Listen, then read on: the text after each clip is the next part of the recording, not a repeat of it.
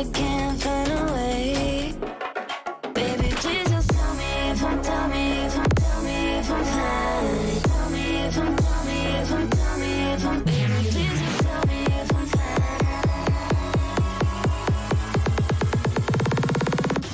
Just tell me if I'm fine.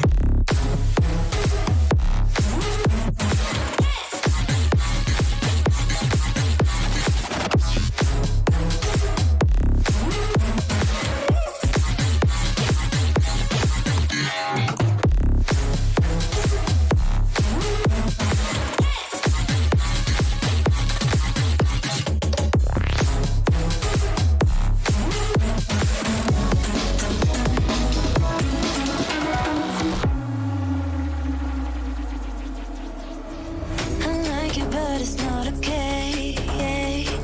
Whatever, can I walk away? Oh yeah. I love you too, don't love me back.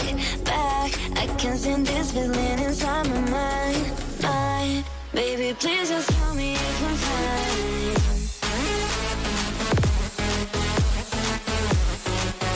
Please just tell me if I'm fine. 'Cause I don't know why it's stuck in my heart, baby. Please just tell me if I'm fine.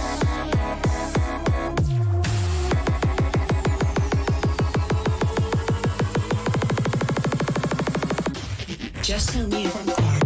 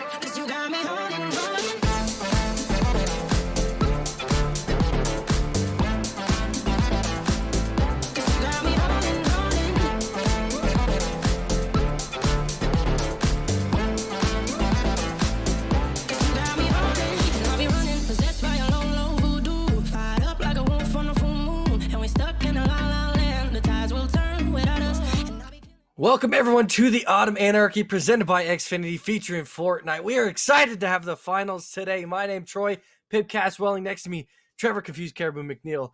And the qualifiers yesterday were so fun to watch. If you did not get to see them, make sure to watch those back. But today, the top 32 teams that qualified from yesterday's qualifiers are playing for that $10,000 prize pool.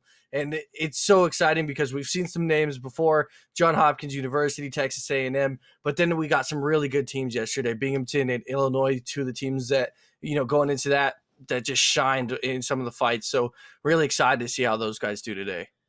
Yeah, there was a lot of really good play coming out from, a lot of these squads just consistently coming through. We saw a couple games in that Johns Hopkins squad that we've seen do so well before, but just kind of fell short a couple rounds. So not quite where they wanted to be, where they could be up there on that leaderboard. As we can take a look at where the standings were going into today.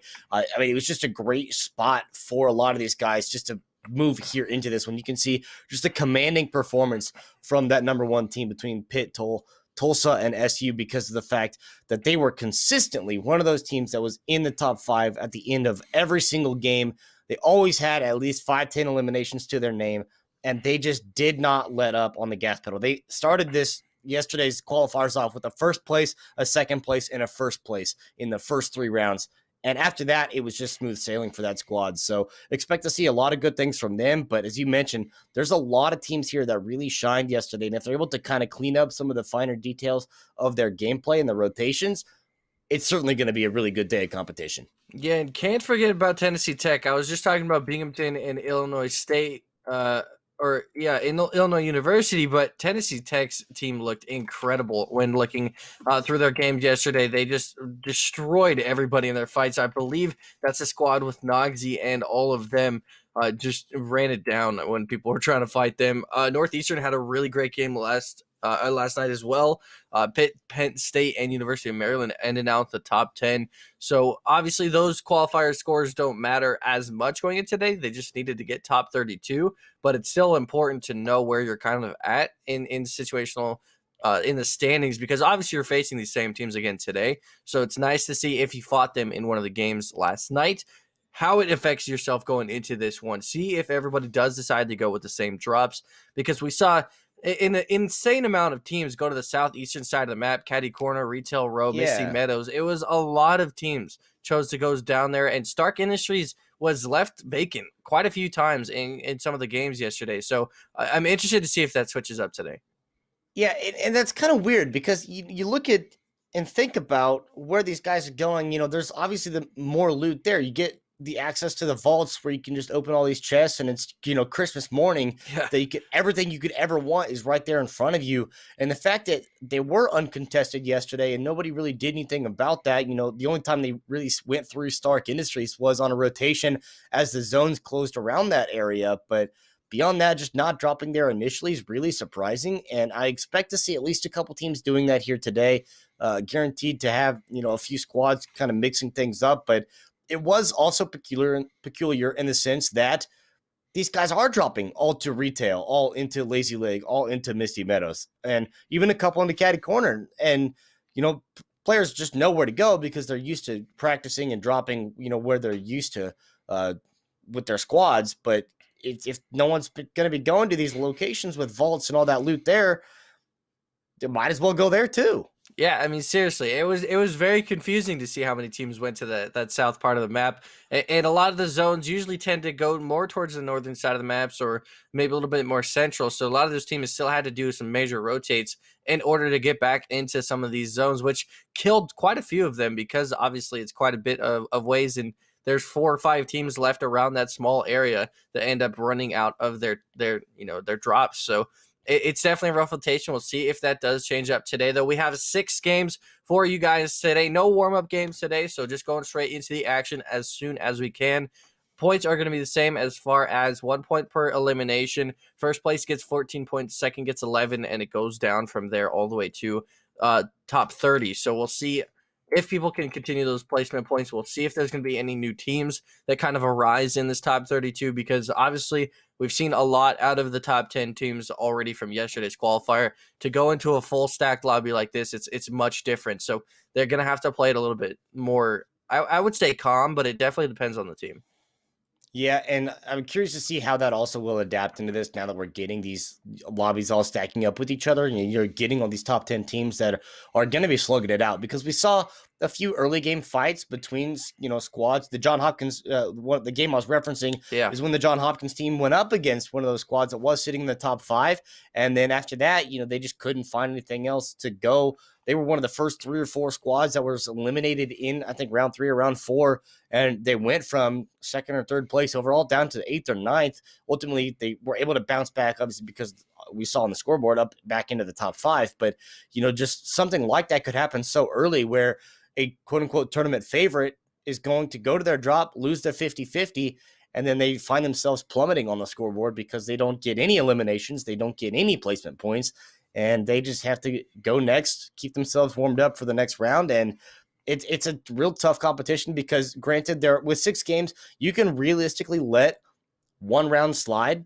Yeah. Maybe 2, but you really need to be on your A game for the rest, and you really got to put up a lot of eliminations and just have that consistency to get points, because even in the sense, where we saw the team that got first place overall between Proxius, Farmius, and Ooga Booga, there was a round where Proxius and Farmius both went down in about the first 10 or 15 players. Right. Ooga Booga made it to the end of the game and got 2nd place by himself. Yeah, got 2nd place, got like 5 or 6 kills as well on top of that. Like that, Yeah. just having that ability to do that can help your team so much when you already lost a couple of your teammates going into that late game scenario. So it's really important to have that kind of, atmosphere and have those kind of players on your team to be able to clutch up in situations like that, because he almost took a first place for his team. I mean, still got 11 points, so only lost 3 points in general in that game, but an incredible performance from him yesterday. We'll see if that does continue into today. As far as some of the other teams goes, we're looking at John Hopkins had a rough couple games yesterday. They had a very good 30 kill win in game 2, I believe, and the games 3 and 4 they died off spawn, did not get any points really, and just like they obviously still got top 32, but it was a surprising finish for them to not see them in that top 5. Saw them in the top 10, but it was quite a different point spread. So I know they want to improve on that. Obviously, it's something that they're looking forward to changing going into today. And then obviously Texas A&M, Derpy, Arrow, CK, and Dylan T. We didn't see a whole lot of them from at least in our perspective in the qualifiers, but I know for sure we're going to see their names a lot on the feed. They are a very, very strong team. And like I said, just going into the kind of the underdogs, the teams we have not been able to see before, Tennessee Tech, the Pitt, Tulsa, Susquehanna players, the Proxies, Farmius, and Ooga Booga. These teams are so good, and it's so exciting to see that there's more competition in the collegiate scene now, because the last collegiate scene we got to do, the last collegiate tournament we got to watch, it definitely felt like it was John Hopkins all the way. Like these guys are crazy, control harsh in their third, just kept destroying everybody, and it did not seem fair. But now there's a lot of very good competition. Yeah, and it was a point of, their third this time around being Harmony, and I'm not sure if that was the same third that they had the last tournament we got to spectate them in, but that was like the first time that trio really got to play together, all three of them. I mean, Control and Harsh had been playing together, but they picked up the third here, now rolling with Harmony this time around, good enough to get him in a fourth place spot.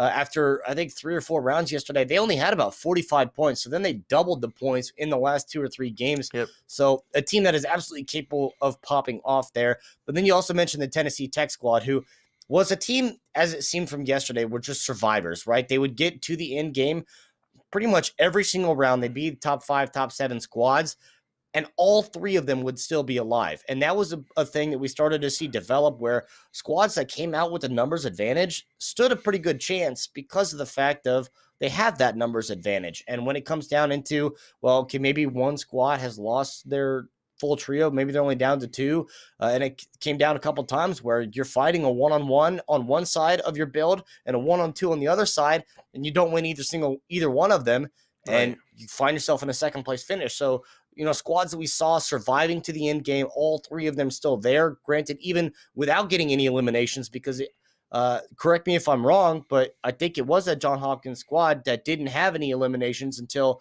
like the last 25 players, and then they dropped like 15. I believe so. I think that was the same team in game 7, or games, like one of the last games that we were able to watch. Had 13 teams left, had 0 kills, and then won the game with 15 kills. They absolutely swept the rest of that lobby. And that's something I said in that game. I was like, guys, I know they have 0 kills right now, but these guys just clean the end games. They are so good at working together and performing. And that's what's going to separate these higher stake teams versus the rest of the competition.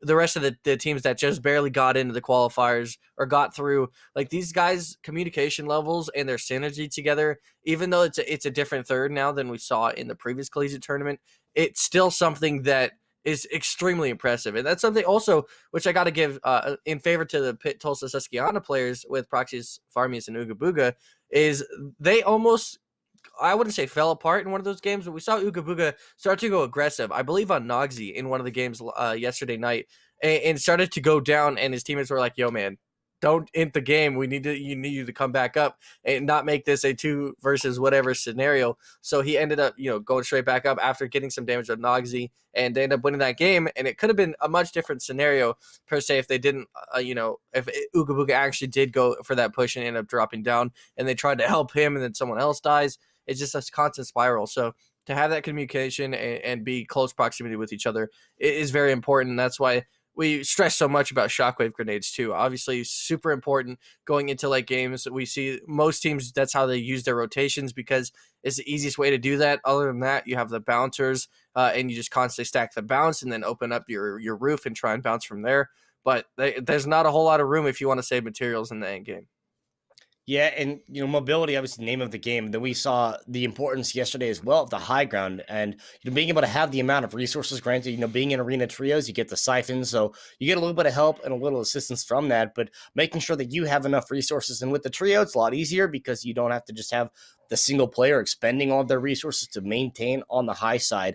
We saw in one of the games it was a 1-on-2 or 1-on-3 with Ideal being on the high ground. He just ran out of mats. I think actually it came down to a 1-on-1. He just ran out of mats, couldn't do anything else about it, and then ended up with a second place finish. And that was all there was to it. As we get into the first round here of the finals today, again, $10,000 prize pool on the line for these players. And this is going to be a wonderful day of Fortnite competition.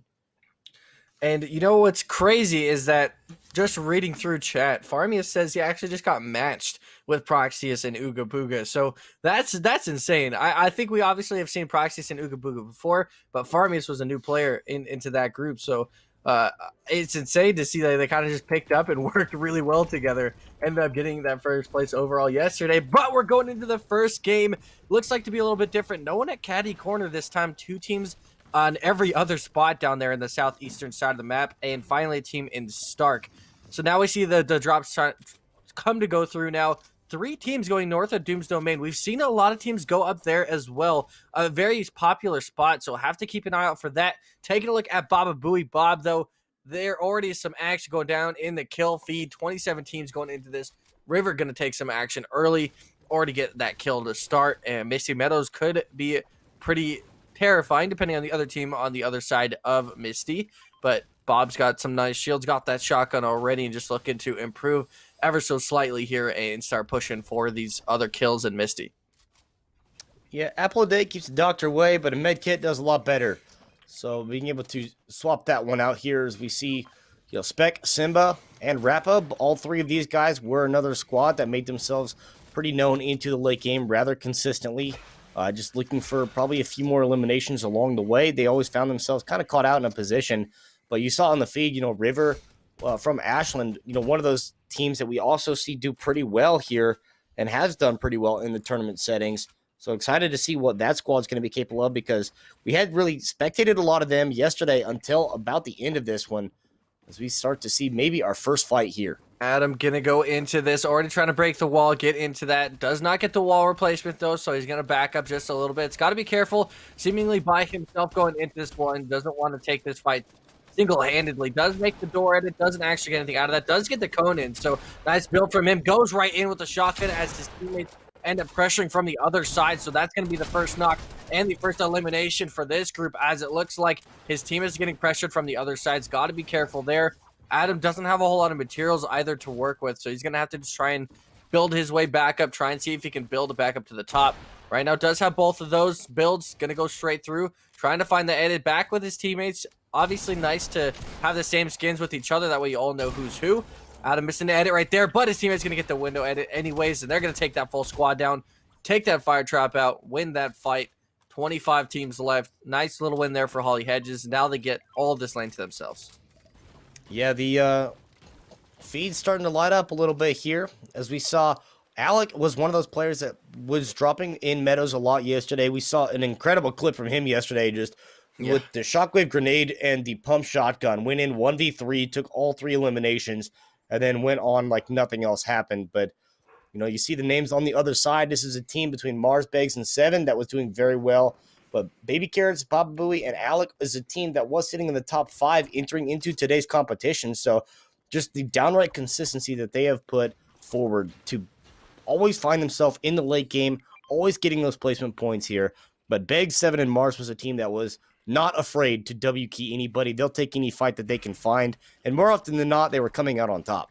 Yeah, that's the scary part about this team, is that they were more often than not coming out on top. Didn't seem like they were losing too often. So we'll see if they lose today at all through these 6 games. Game one, of course, underway right now. We'll see the zone is circling a little bit more northern, as you see Farmus and his group very, very far north western in the map, trying to just get their materials and secure a nice placement game. It looks like not going at any action up here. Obviously, we did see a lot of teams around the northern side of Doom's domain. This might have been one of those teams that ended up rotating out because there was just too many people over there. Didn't want to try and take an awkward fight in a place that didn't really have a whole lot of real estate worth fighting over. So probably saw them rotate out. None of them have the greatest of inventories, but nonetheless still have something to work with for all of them. Green assault rifles and shotguns, it looks like, for the whole squad here. So not too bad. We'll see if they do decide to push this team north of Doom's domain and try and get into some action early. Wouldn't be surprised.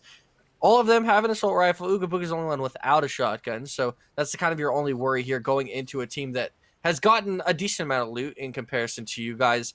And they also have another team sitting there on the beach. So could get into some action here shortly, depending on where the next zone goes as well. See if they take a rift and need to go into a different location. But as of right now, might get into some action here on the beach. Yeah, making the move over. Uga's got the sniper rifle. And that's another squad that we would see there pretty often there in the late game between Timmy, Grudy, and Anonymous Glizzy.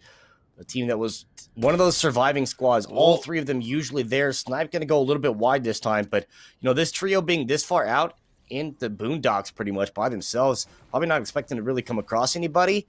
But it doesn't look like this is going to be a fight that they're going to take. Yeah, and we'll take a look at the first zone as everything does start to close in for game number one.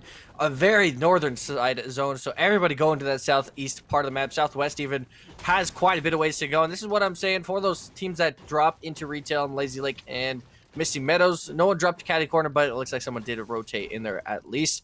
This is a rough rotation because there's going to be a lot of teams edge or storm camping at the edge of that next storm once they rotate to that southern side of this first zone. So it's going to be pretty rough for a lot of those teams on the southern side.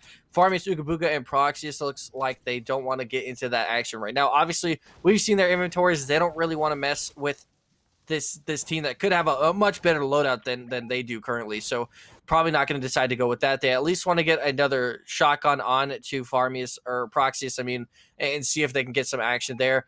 Taking a look, there's quite a few teams here right next to Weeping Woods in this little factory. And this could be a mayhem for everybody. You see a nice little damage hitting from Drippy right there. That burst assault rifle going to do a little bit of damage, but immediately already trying to see where he wants to go. His teammates not too far away from him. Got to make sure if they do push, they push together. Otherwise, we've seen very, very good teams will just collapse on that one player in the fight and just take him completely out. You do see Clouthius, Alex, and Speedy. Looks like they're trying to get that rotation out, and they're followed by their robot army, as we see quite a few of them following suit. But looks like Drippy wants this fight, so he's immediately going to start trying to build over. They're going to try to at least take the bots out first, just to make sure they don't have the extra reinforcements. But they're just going to keep running, trying to get to the next zone. Obviously, minute and 15 seconds on that one, so not too worried about that. But they are going to have to start going. Yeah, I like the smart play just to get rid of those reinforcements because it's hard enough dealing with 3 people shooting at you, let alone you add in 5 or 6 bots as well. So, take care of business here on this side before you move forward into this. But the fact is, Drippy right now starting this fight pretty much by himself here. His teammates lagging behind a little bit. So this is going to be a tough start for this squad. But now the teammates caught up. Now the fight's going to begin.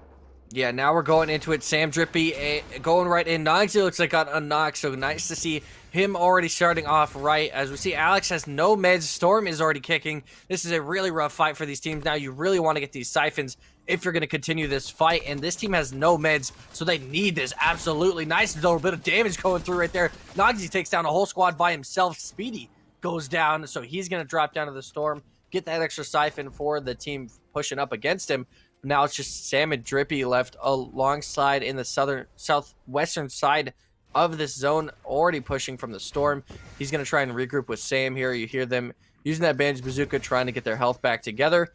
Drippy's going to use that 50 shield, try and get himself back up to a decent amount of HP so they can take a continuous fight here. Speedy still dropped down right there. Should be an easy cleanup for them. Whoever did get that kill will get that siphon. Clouthy is just trying to get away as well. He's going to use a bouncer to try and do that, but those strike splashes are his only hope currently. Yeah, he's going to have to use one of them just to make sure he's safe enough to get out of this. Bouncer going to be used as well. Ooh, burst assault rifle from Sam, hitting onto some damage, but nothing too worrisome yet. Still has to make the rotation, though. Clouthy is still kind of stuck here as well. Not a great spot to be in. He's going to start to take some shots. Ooh. Nice little 15, but he drops to 16 health himself. And that's it for him. Harmony control, taking out some kills as well on a good team. Drippy's going to take down Clouthius. He's going to notice his last teammate is already into the next zone, and this should be a rotation into them, or into the next zone for them. Sam with no assault rifle bullet, so pretty rough as they try and get back into this, but luckily no one is on this edge here. And they find Alex, and he finds the shots too. Well, long range, able to see him through the edge of the zone, but really tough here, not having any ammo whatsoever. So obviously first objective is to find something, because you got to get more to work with than 2 bullets. But you see on the side, River and the Ashland squad there. Miklor is down a man. K. Schwartzy's the only other survivor of his squad. El Schlappo been taken out, but this is, looking just for a third party, trying to get something going here as they're on the fringe of Stark Industries, making their way over to the north here.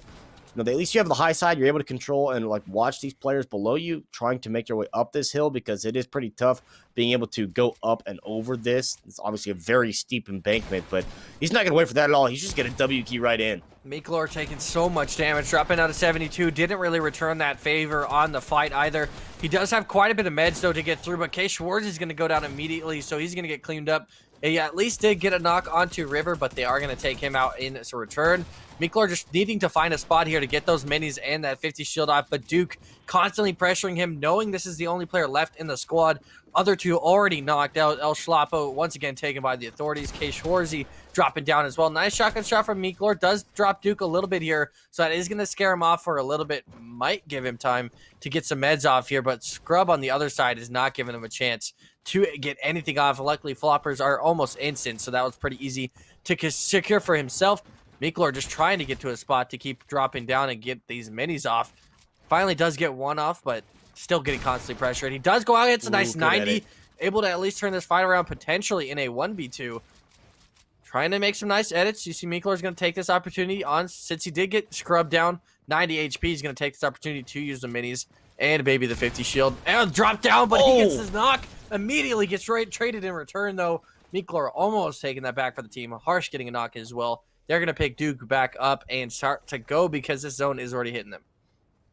Yeah, zone here. Going to be on the move now. Akron now making their way in. We saw this trio a couple tournaments ago as well. Now finding themselves back here in the zone, so they're totally fine where they're at, just making their way around the fringe, getting stuff up. Harmony gets knocked by Tenor in the feed, so interesting that that trio now has at least one man down. See if they're going to be able to clean up on the backside of this. As Nogsy picks up another as well. Nogsy putting in some work, picking up right where he left off yesterday.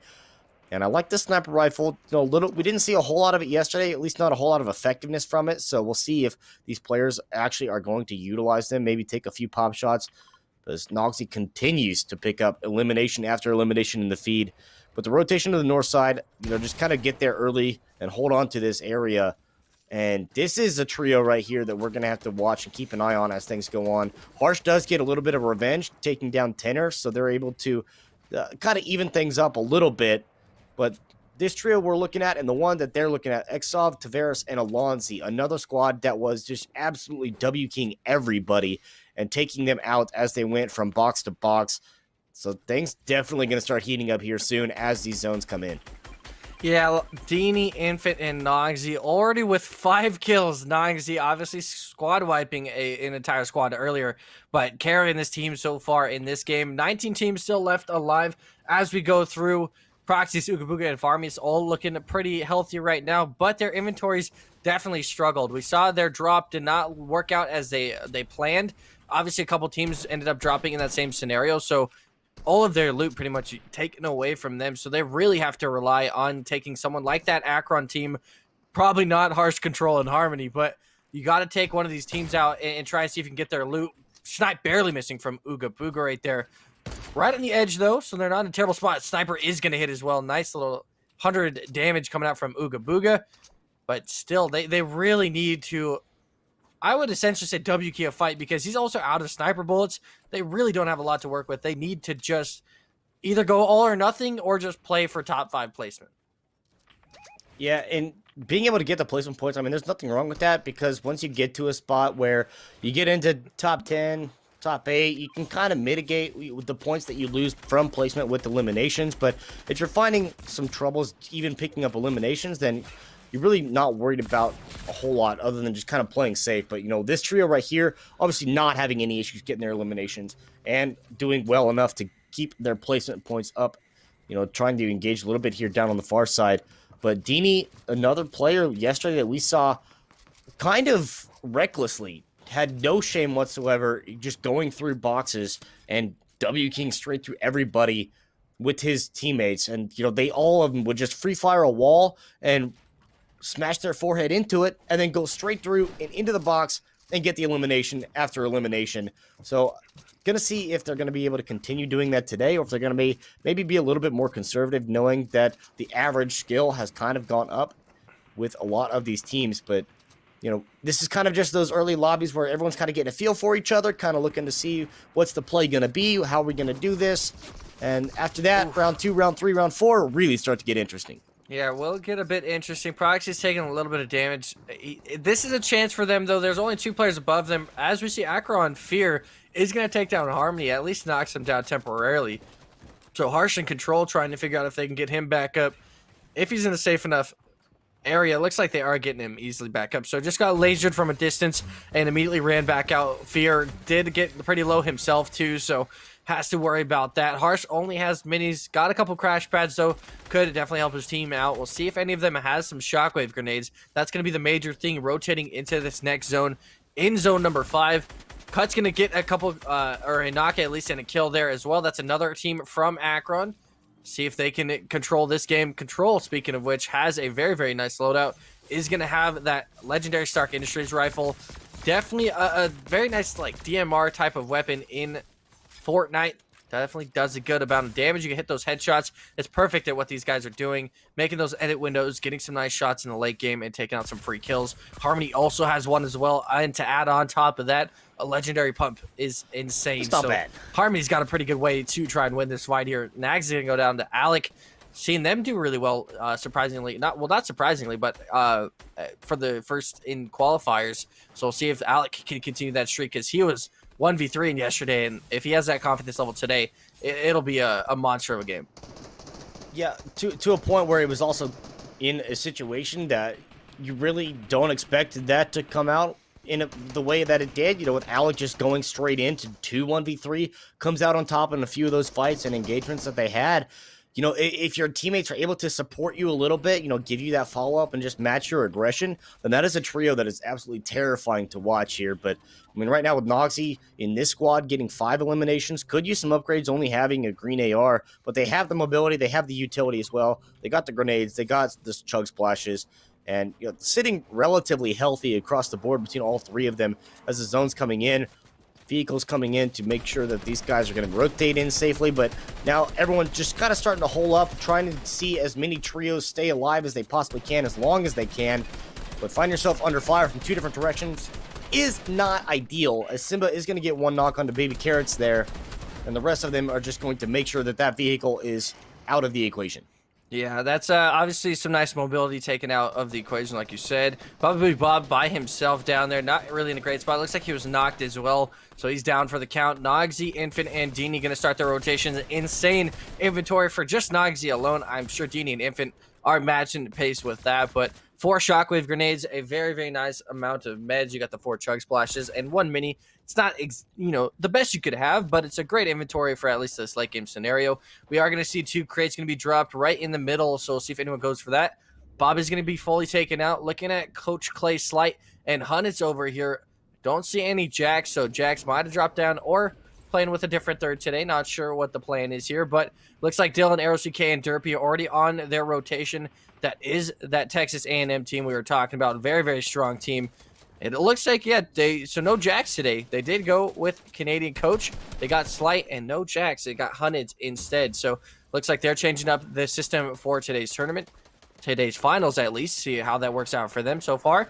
At least in the top 16 squads. Akron, Dilly Bar is going to go down. 7, Mars, and Beggs also still alive. Some stacked teams going into this, though.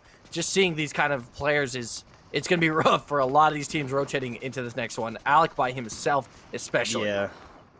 Alec down and out now after finding the receiving end between the Harmony and Harsh, but looks like Alonzi going to get one onto Farmius as well. So now these teams starting to kind of take out these top dogs, take out the heavy hitters, and start to figure out, if you're going to be able to get away with being in a numbers advantage here. If you can take out someone like Farmius, like Proxius, then you're going to be at a point where you're feeling pretty comfortable. But, with all these builds going up, a lot of free fire coming in from 15, 16 different directions, it's just complete chaos that is unfolding in front of you. You see two squads right there, pretty much sitting right next to each other. One of them is Harsh, and he is getting hit, but he is not going down without a fight. Yeah, already taking a lot of damage. Immediately turns back around, though, and takes somebody down. Control is going to take down Rappo, at least for right now. Doesn't get the full elimination, but at least gets the knock. Harsh is going to try and heal himself back up using this med kit. Get back up to 150 HP.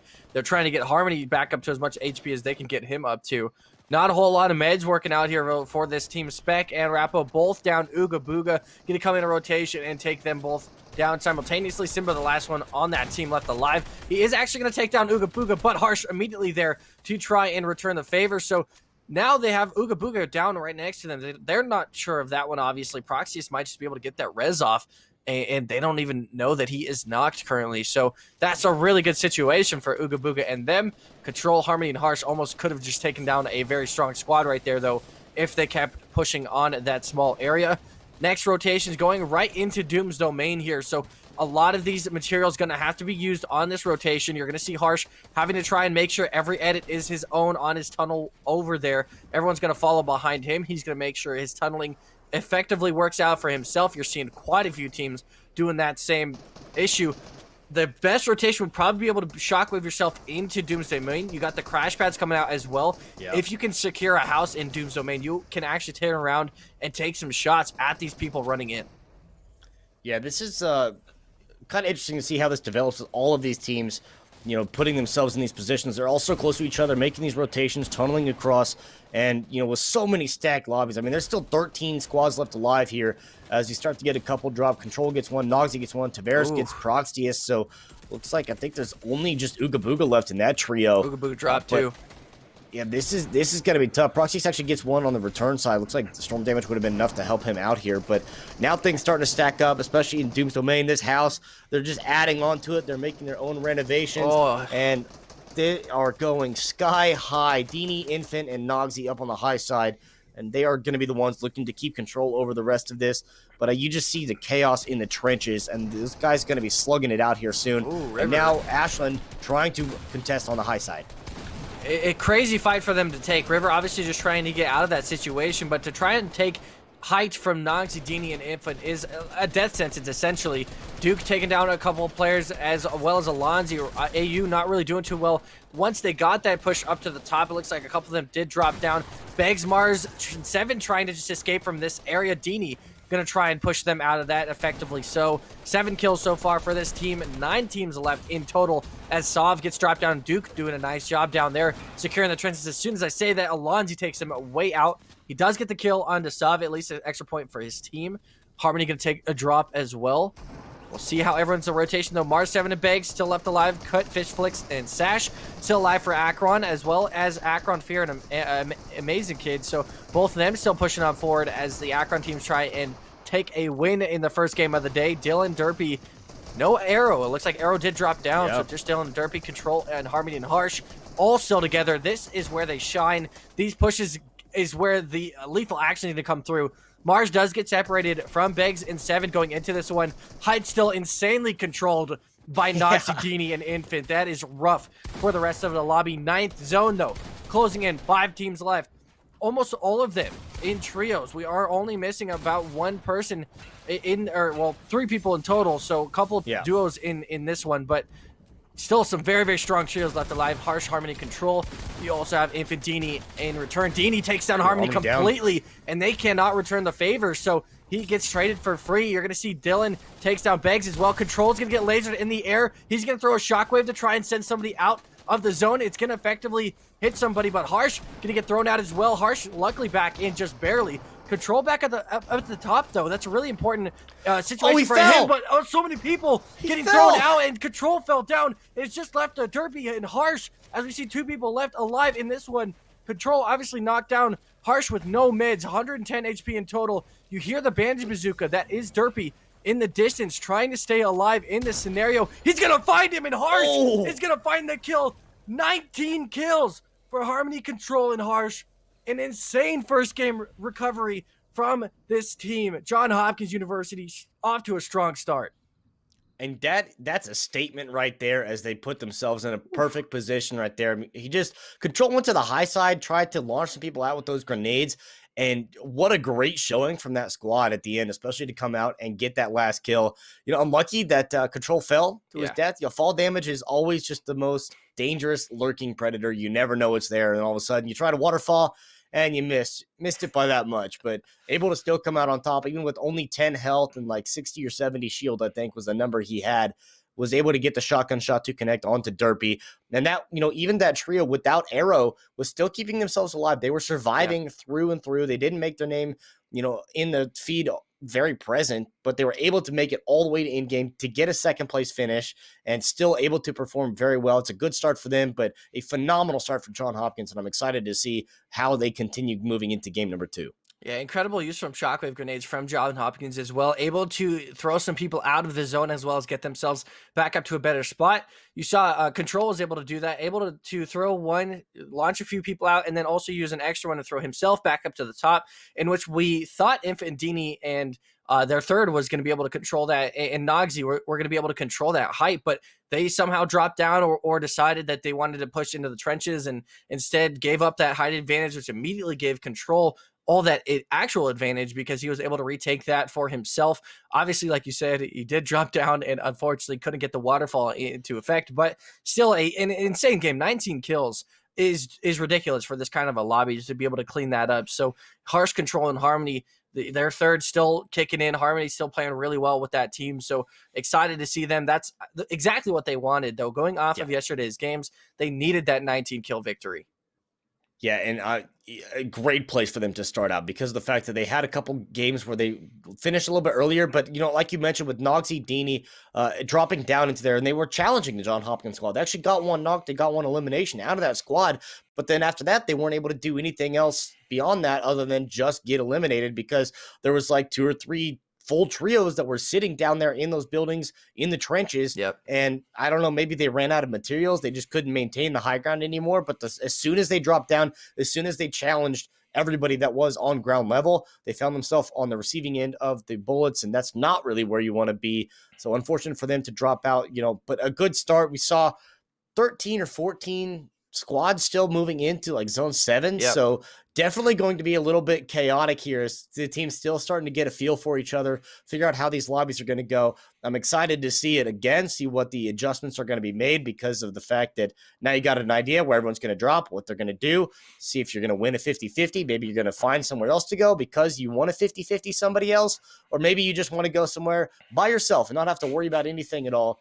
But I'm looking forward to see what the adjustments these teams are going to make heading into round number 2. Yeah, we'll see what the drops are, what the drop changes are for some of these teams into game number 2. We are going to go to a quick break. Do not go anywhere. We'll be right back.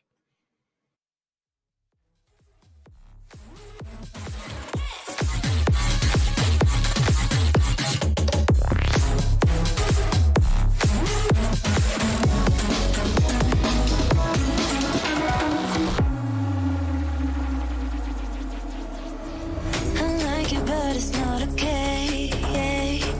Whatever, can I walk away? Oh yeah. I love you too, don't love me back. I can't stand this feeling inside my mind. Baby, please just tell me if I'm fine.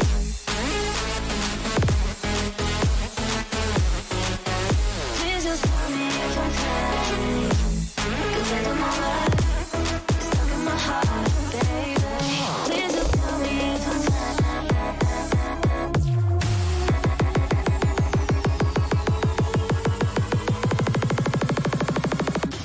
Just tell me if I'm fine.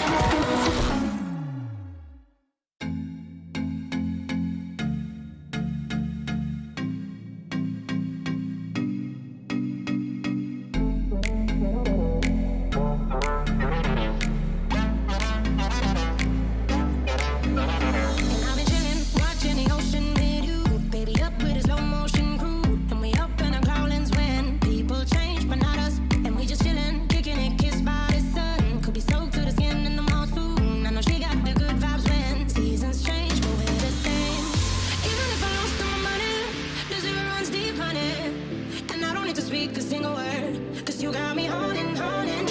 Even if my jokes aren't funny, my tongue tied up on it. And I don't need to speak a single word. Cause you got me haunting, haunting.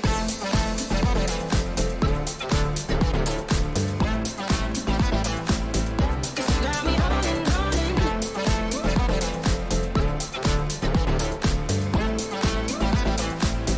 Cause you got me haunting. And I'll be running, possessed by your low, low voodoo. Fired up like a wolf on a full moon. And we stuck in a la la land. The tides will turn without us. And I'll be killing time like I might be a cartoon. Take it in real life like haiku. I know we got the good vibes when pieces fall right into place. Even if I lost all my money, the zero runs deep, honey. And I don't need to speak a single word. Cause you got me haunting. Even if my jokes aren't funny, my tongue tied up on it. And I don't need to speak a single word. Cause you got me haunting, haunting.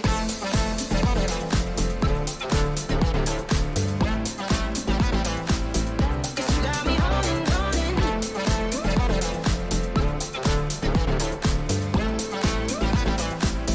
Cause you got me haunting. Even if I lost all my money, the zero runs deep, honey. And I don't need to speak a single word. Cause you got me haunting, haunting. Even if my jokes aren't funny, my tongue tied up on it. And I don't need to speak a single word. Cause you got me haunting, haunting. Play me like a bass guitar. Simmer down and mash me up. Tripping like I'm Jimmy at Woodstock. Drum me round in your red Ford. Shivers down my spinal cord. Cause you got me haunting, haunting. Even if I lost all my money, the zero runs deep, honey. And I don't need to speak a single word. Cause you got me haunting, haunting. Even if my jokes aren't funny, my tongue tied up on it. And I don't need to speak a single word. Cause you got me haunting, haunting.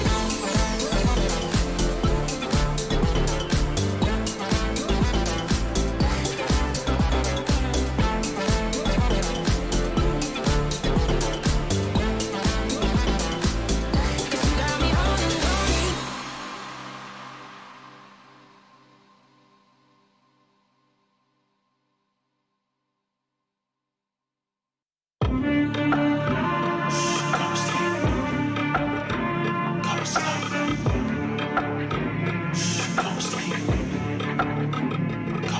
Yeah.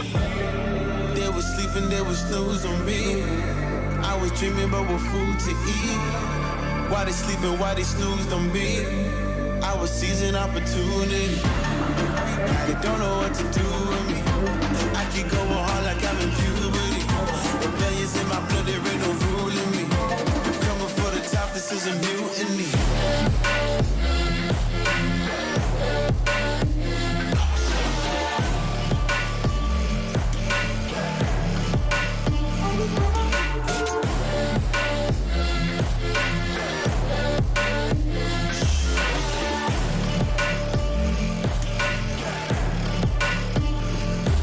Hey, you buy my shit, I want percentage. Yeah. Put you in your mind like fuck your dentist. Yeah.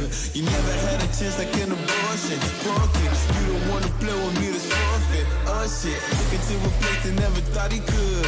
Now the lone wolf is hounding up in Bollywood. Now I got some confidence, they call me cocky.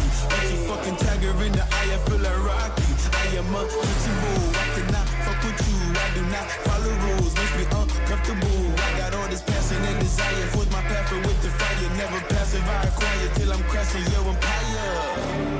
They was sleeping, they was snooze on me. I was dreaming about what food to eat. Why they sleeping, why they snoozed on me? I was seizing opportunity. Now they don't know what to do with me. I keep going hard like I'm in puberty. Rebellions in my blood, there ain't no ruling me. Coming for the top, this is a mutiny.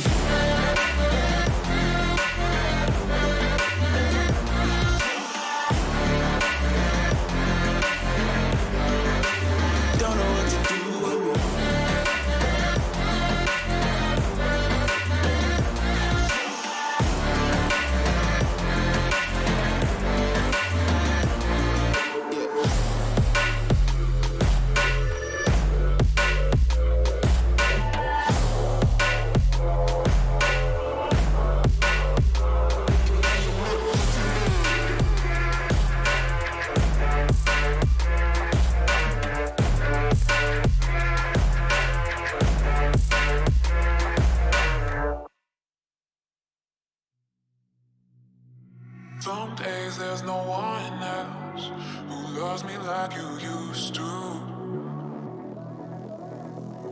Some days I'm not myself. There's no one I can turn to.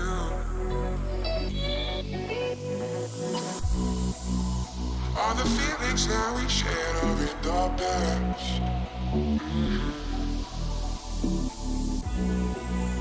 Your relationships are never meant to last.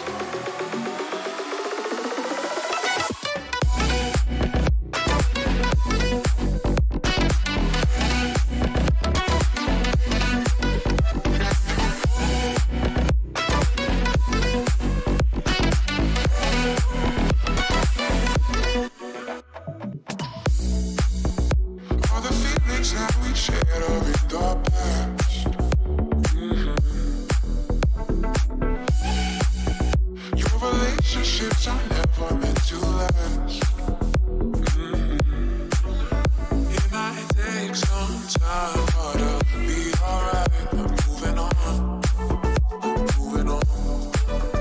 I know times are tough, but I've had enough. I'm moving on, I'm moving on.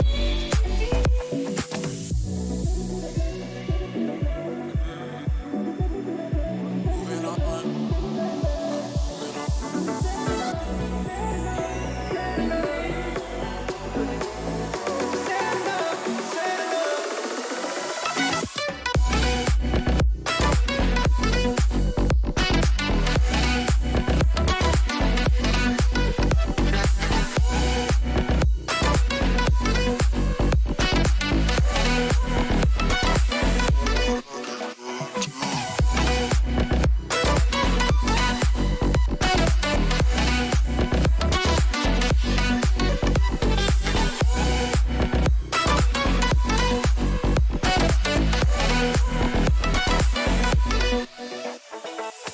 Won't you take me to that place? Take me to that place. Won't you take me to that place? Won't you take me to that place? Won't you take me there, man? Because you said enough, you said enough, you said enough. Because you said enough, you said enough. I like you, but it's not okay. Whatever, can I walk away? Oh yeah. Can still see your face, so tell me what to do, 'cause I can't find a way. Baby, please just tell me if I'm dumb.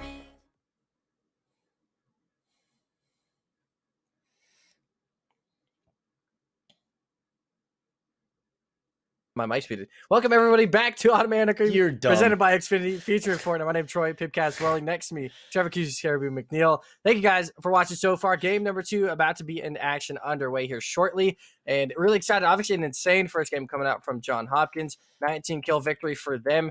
An impressive finish, but obviously an insane end game for everybody that had to try and deal with that. So obviously the lobbies are going to be stacked. Getting more and more teams in there. Obviously, after that first game, it's going to get up to that full team potential, and it just gets harder from here on out. And now we'll see where the drops decide to go, because now you've seen some places. Obviously, we saw the team with Proxius I already forgot his other name. Proxius, Ugabuga, and Farmius. Yeah. They had a rough drop. They tried to go north of Doom's Domain, but so did 3 other teams. So they had to end up going somewhere else and had some really rough loot going into the late game. So they might switch that up depending. Obviously, if you're not a practice trio, you can switch it up kind of easily because you're not used to doing the same thing with the same people every time. So that I could see them switching it up.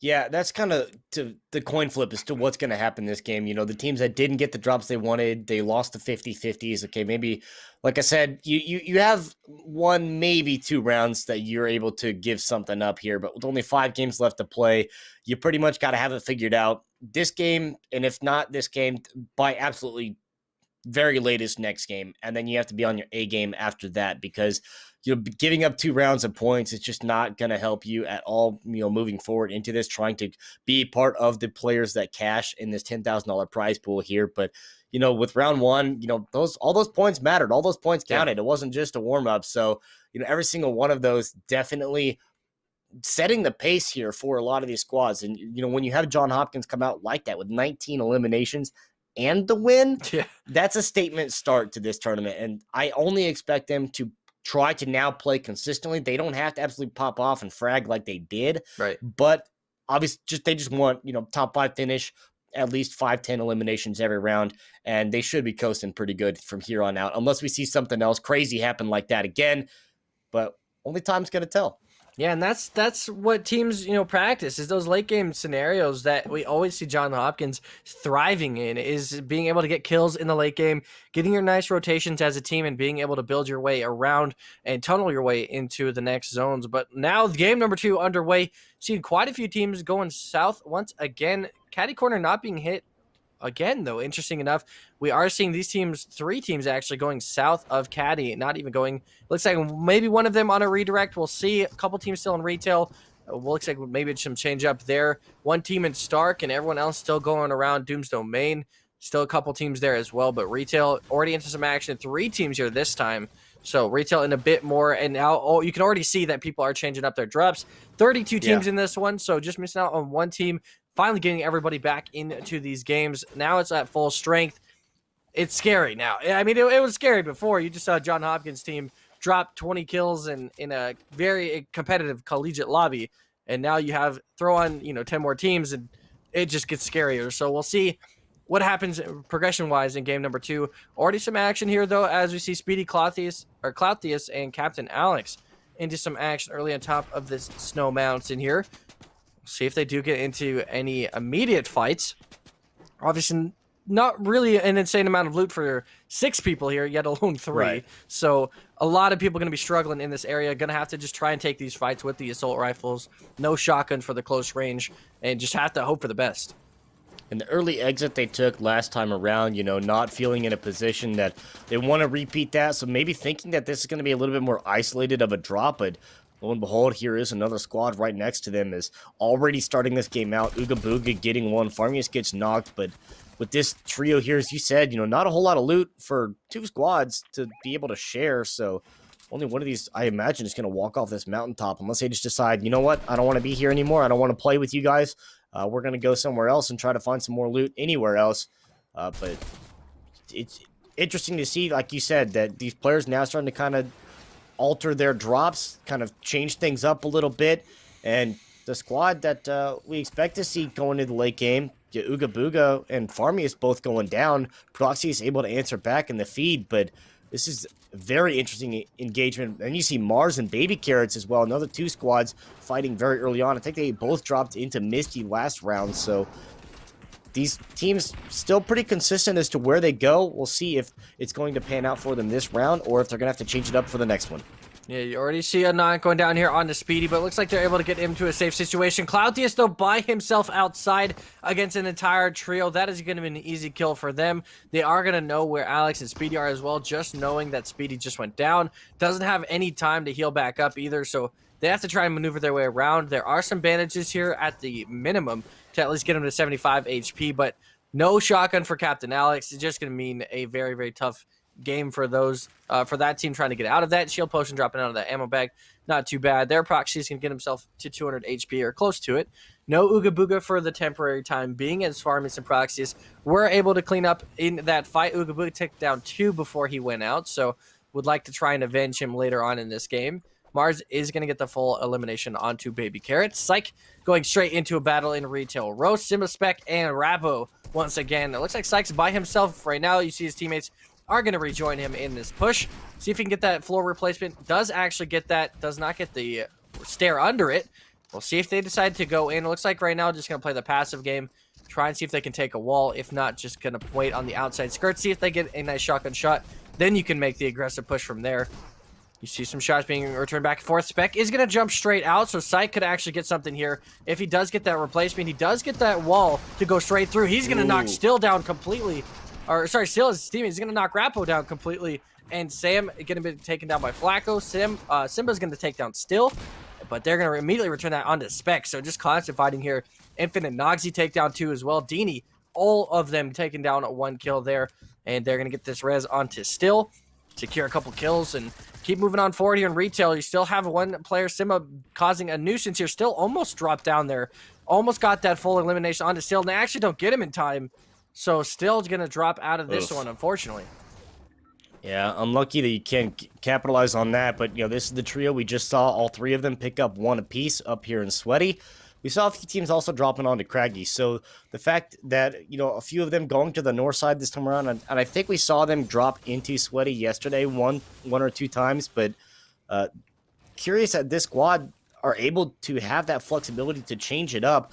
It really makes them into a team that you have to be able to just expect that they're going to do well wherever they go, regardless of where they drop. And the fact that they have that consistency and capability to just bend and flex like that, to go wherever they want to go and still come out on top, is terrifying for the rest of the lobby, but really satisfying for a team that is playing as a trio to be able to just do whatever you want and still be successful in it.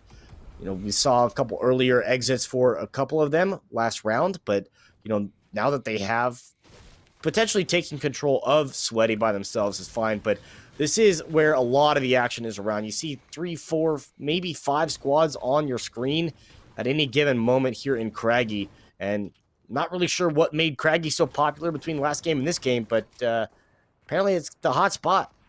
Yeah, apparently it is. You got 4 teams here sitting around. You're going to see one team take this rift out.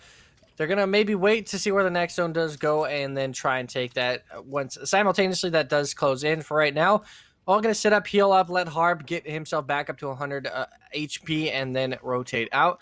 Also see if another team decides to push them towards this rift, but it looks like they're just going to get going now and try and make another rotation. It looks like they're going to that island north of Craggy. We'll see if that's going to be the main push. It looks like they decided against that, so they're going to go right away.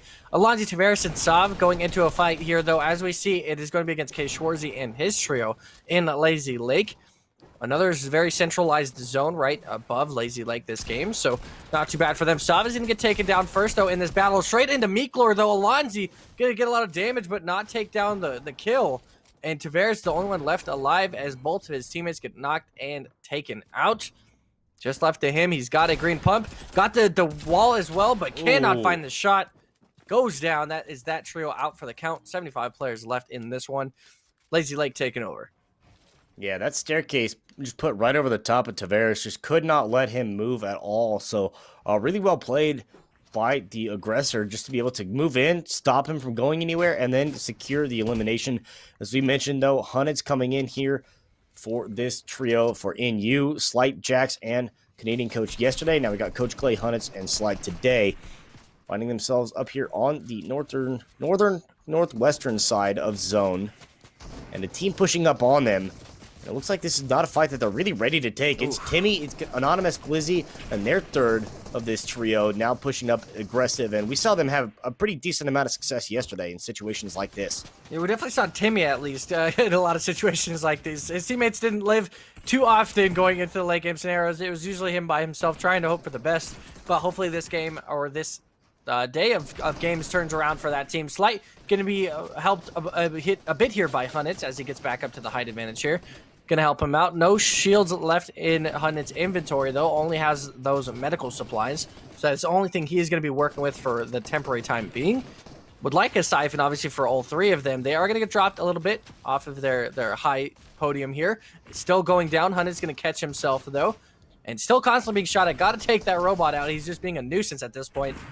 A little bit of damage onto Hunnits as well. Storm is coming in, but they're right on the edge, so no worries to them. They're going to push straight on to the next zone here and shouldn't have to worry about it too much. Coach Cled's going to get the first knock, though, of this fight, dropping extremely low for himself, so got to be careful because he could die to Storm. Nagstar and Lemon Thief in a Storm battle as well, right on the edge. Timmy going to take the return kill and knock onto Coach Clay. And Lemon Thief's just going to sit here in the zone, going to try and push his way in to the next rotation, but they are getting storm camped pretty badly as you see him drop down to 52 health. Only has that one mini. These 6 chugs could be insanely good, but the only issue is his teammates are going to be taken out as well. Yeah, Timmy picking up one more over there in that trio, and you leaves Slight as the last one there. Nags gets confirmed here. They are holding zone here, and Lemon Thief just trying to heal himself back up as much as he can, but Alec is not going to wait. He is the type of aggressor that's just going to move right into this. Doesn't matter if he has to leave zone to come out and find you, and Lemon just trying to survive, trying to maintain the walls. He's not going to do it. He's going to get knocked here. So again, an expected push from Alec, who's going to get Star and Lemon both. Baba Booey going to secure the final onto Star, but that's just expected out of, what we've seen from Scarecrow Alex. He continues to do this. What an edit from Harsh to get the knock. Yeah, this is your number one first place team going right here. Harsh, you can tell, just absolutely destroying in this fight, taking down 2 players. Just nice, clean wall replacements and some simple edits. Secures him 2 kills. Gonna get him close to max materials as well, and they're gonna be quite a distance away, though, from that next zone. Stark Industries going to be the main building is secured into this next one. If you can get some real estate in Stark, you are looking pretty good in this next zone for sure, because I'm assuming even the next zone might even get a small bit of Stark in it as well. So you want to make sure you can get as close to Stark as possible while being safe on your rotation.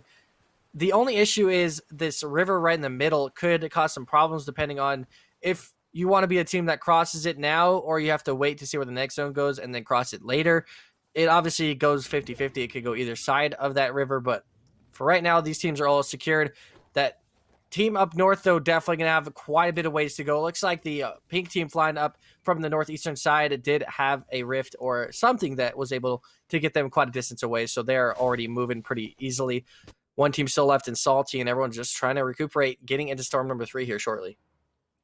Yeah, and a little uncharacteristic here of these. I mean, Fish flicks down, cut, Sash just kind of be sitting in the bush waiting it out. But, we saw this happen a couple of times yesterday where you find just an unexpected person that just is making their way from A to B, and then you just unload everything that you have as they're keeping an eye on this Akron team here up on the hillside. The 2 Akron teams.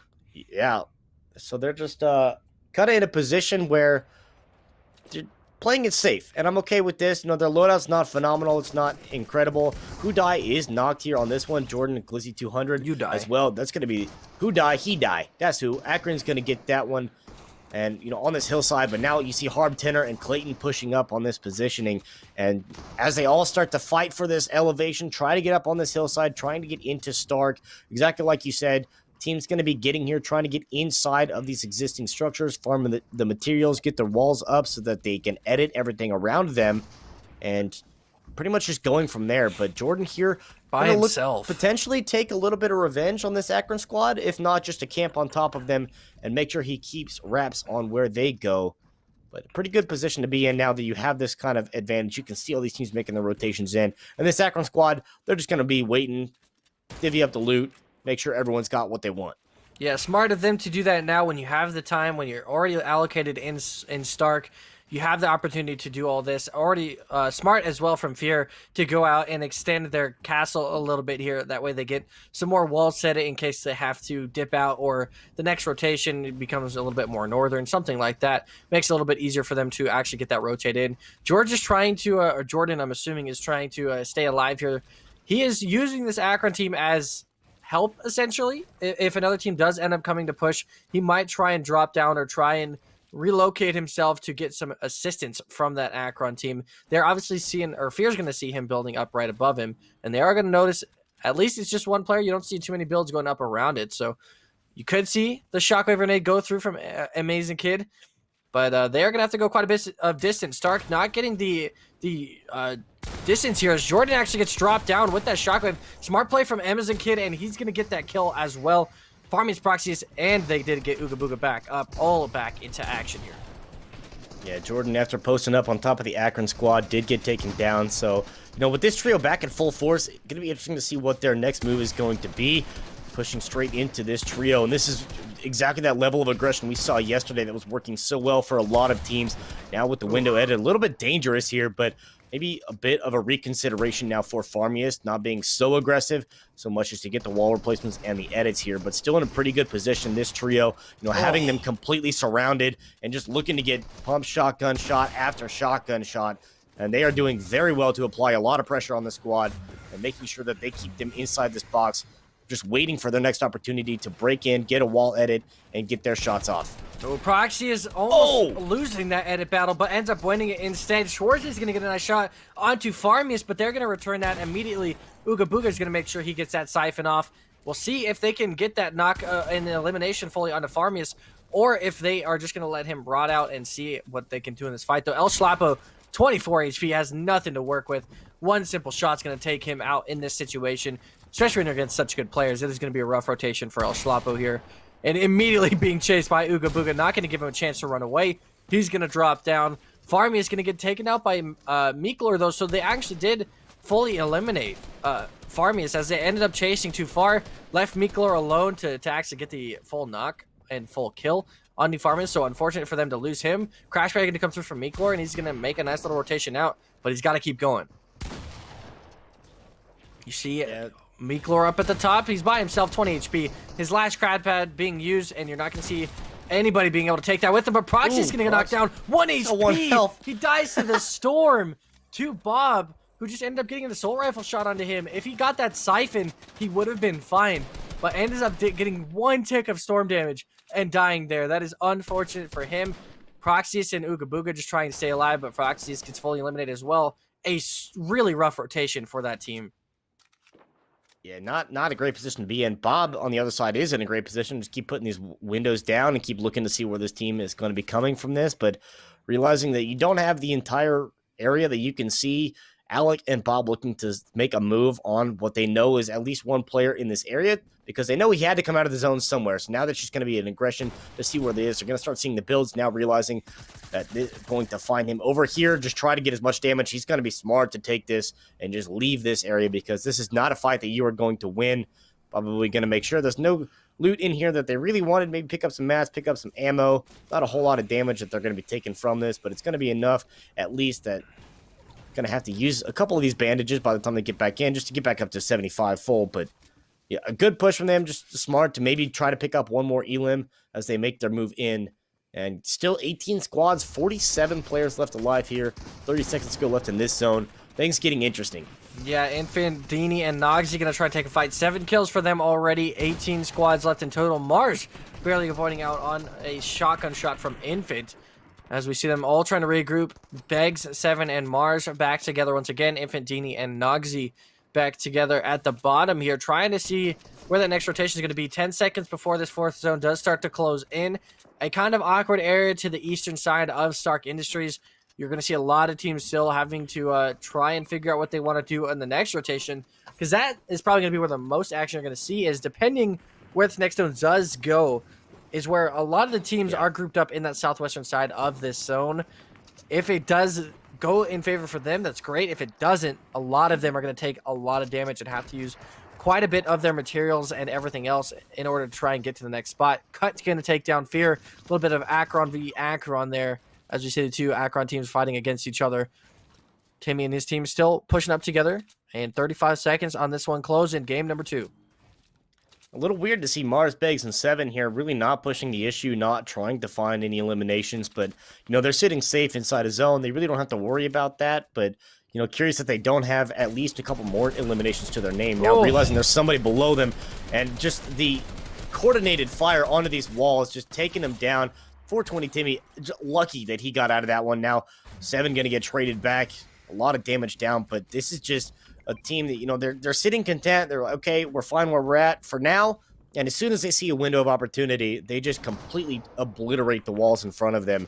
And I like that play for them. Maybe try to pick up an easy one, because as it comes down to it, when you have the trios, you have your full squad of 3 still alive, it means so much more coming into this late game. Yeah, Harsh just dropping a kill right there, right on top of everybody. Able to secure a very, very good inventory for all 3, I'm assuming now at this point. Looking at Control's inventory alone, he's got 300 plus shield just sitting there in his inventory. So he's in a very, very nice spot. Harsh gets himself back up to full HP. 5 kills already for this team as they look to try and push onto a back-to-back first place. If there's a team to do it, this is definitely one you could expect. They're going to be using that Bouncer Shockwave combo here. A really nice combination is going to get them straight onto the mountain edge here. Really well done by Harmony, Harsh, and Control. Control taking a bit of damage. Harmony got knocked out of the zone, it looked like, as he took quite a bit of health damage there. Unfortunate for him, but it looks like they were able to regroup with each other. And once again, back up at the top. See if Harsh or Control does decide to use one of those 50 pots. You're going to see a medkit being thrown over Harmony's way. Nice little bit of damage coming out from Harsh's burst assault rifle here. Everyone's still trying to make the rotation now. If it goes up this mountain or around this mountain, it's going to be very awkward. We saw it yesterday. As soon as you have to make that rotation, either forming around a mountain or going down into a valley, it's very, very rough for a lot of teams if you're not at height already.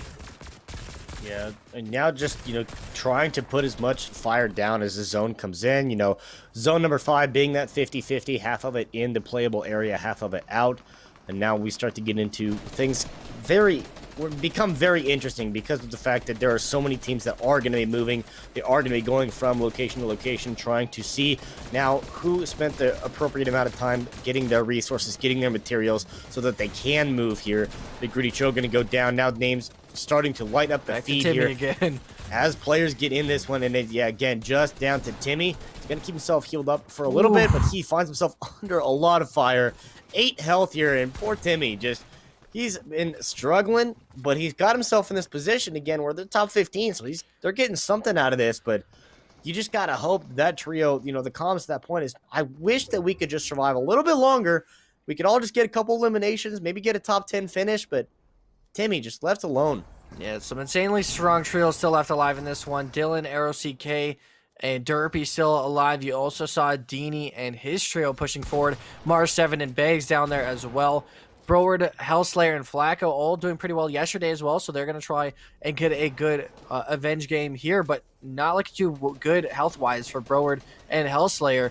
Flacco's got to get to them in order to drop some of those minis potentially. 7's going to get destroyed, though. Flacco's going to take some return damage from a third party. 7 takes 1 knock. Harsh is going to take another. Broward not going to cover his bases, so he's going to get dropped from the top, and he's going to go down. Unfortunate for him, both him and Hellslayer dropping down and taken out. Just left to Flacco, and he's just trying to stay alive at this point. Using those chug splashes to get up to whatever amount of HP he can max out on. Harsh control and Harmony absolutely controlling the height, though. Very easy for them so far. 12 teams left alive, 27 players. Flacco still trying to just avoid out. Can't get any builds down. He is actually out of match, so he just has to hope for something good here. Gonna find a nice shotgun shot and the elimination. This siphon could be huge for him, depending if he gets any match. 350 wood from that is massive. Flacco's gonna be able to at least recuperate a little bit there. Yeah, it gets 2 or 3 bales of brick as well, but most of that being the wood, helps him to make his move here. Be able to put a floor and a cone below him so that he's not going to get shot from below, but you have to keep an eye on the high side because Harsh and Harmony both up here. Cut looked like he was trying to challenge up there, but everybody else just dropping down now with a huge height elevation change because of the fact that we're going off this hillside. Shafee drops all the way down, but is going to survive because of what they used. But you can see just how far all these players had to go. Sash got knocked in the water, and he got sent down the river. And this is just where these teams now starting to stack up. And this is just such an interesting change because of the fact of where you went from the high side down to the low side now, and still finding control and Harmony on top. Harsh control and Harmony still controlling the height advantage as well. Dylan, Arrow CK, and Derpy doing a fantastic job to tunnel their way around the low ground as you see them pushing on forward. Arrow CK still has a decent amount of shields and 2 shockwaves as well. Barely missing that shot onto Beggs, so it would have been a very important kill for Arrow CK to get. They're going to find it anyways. Dylan going to push in with him and get that siphon for the team. 7 kills in total for this squad. 4 teams left, and now they're going to push right onto Amazon Kid. He's going to take quite a bit of damage. He's down to just 1 shot left. They're going to take the knock onto him. 1 more player left on that Akron team. That is going to be Dilly Bar, both returning some damage onto him. This is how good this team is. All focusing fire as soon as they find out where somebody is. They're in a great spot in the low ground, but Harmony control and Harsh up at the top is going to be causing mayhem. Arrow's going to destroy himself with that shockwave straight out. Dylan is only having 10 HP. He's going to drop to the storm, so that team's gone. It is now a 2 versus 2 potentially. Cut's going to go down, though. Harsh, Control, and Harmony back-to-back wins. 14 kills, and none of them even sweating that one.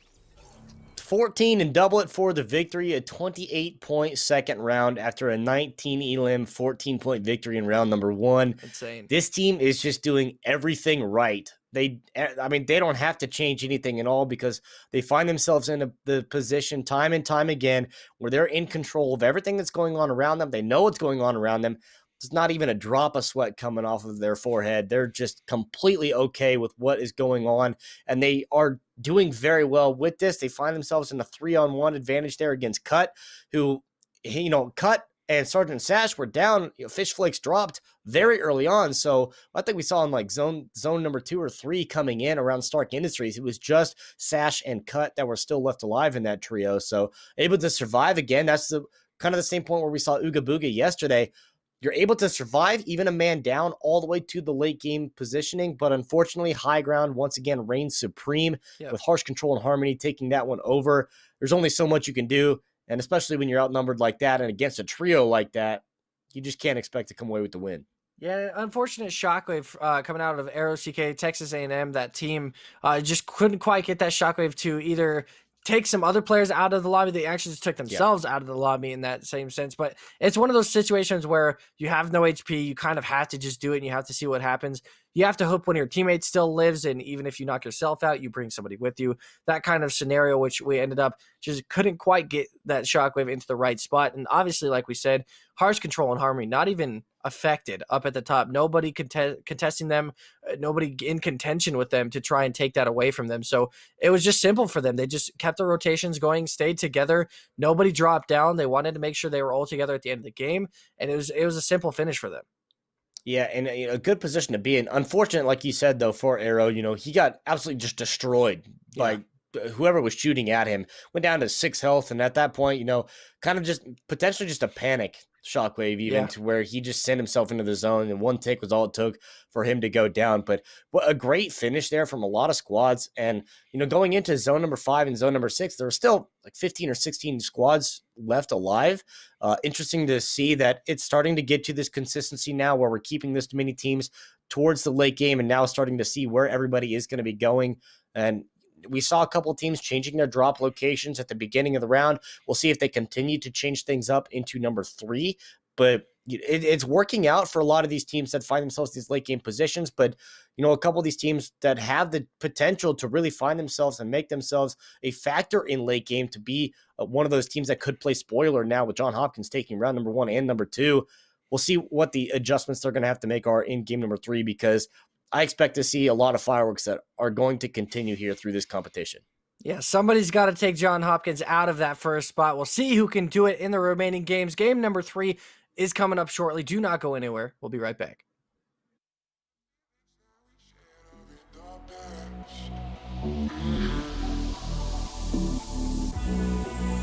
Your relationships are never meant to last.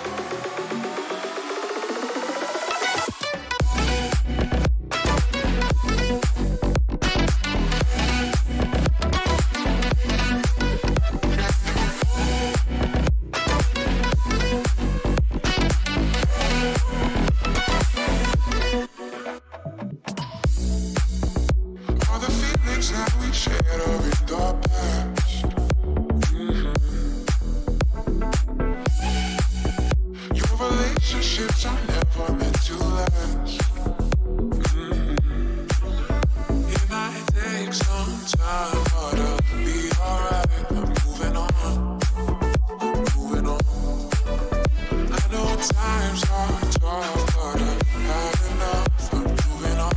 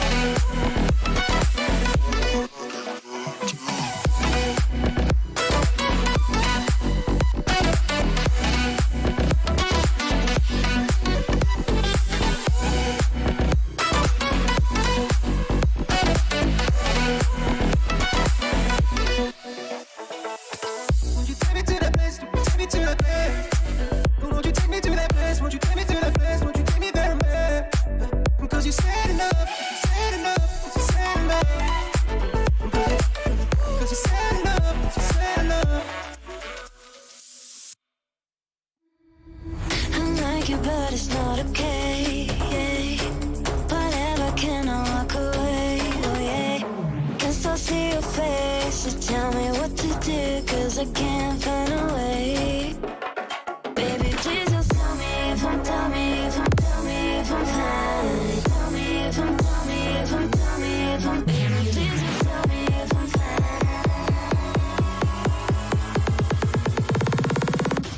Just tell me if I'm quiet.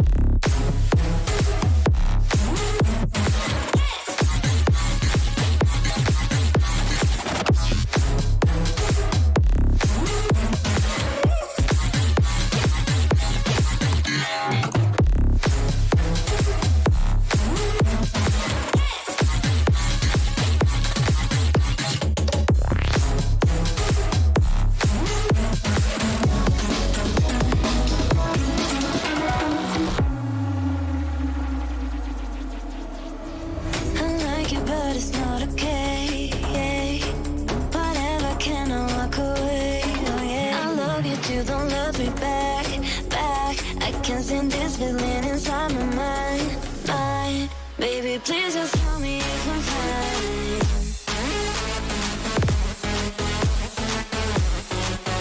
Please just tell me if I'm fine.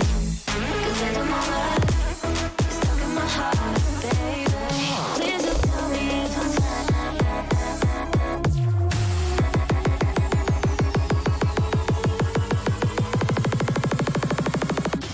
Just tell me if I'm quiet.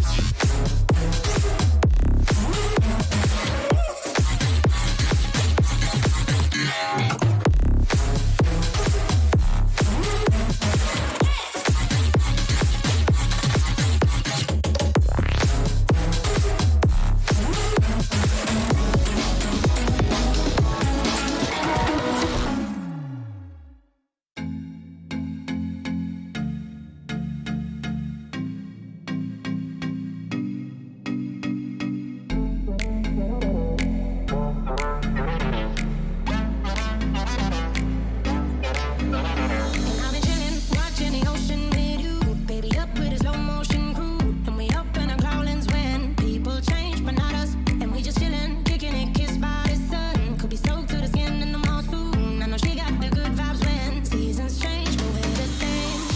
Even if I lost all my money, the zero runs deep, honey. And I don't need to speak a single word, 'cause you got me haunting, haunting. Even if my jokes aren't funny, my tongue tied up on it. And I don't need to speak a single word, 'cause you got me haunting, haunting.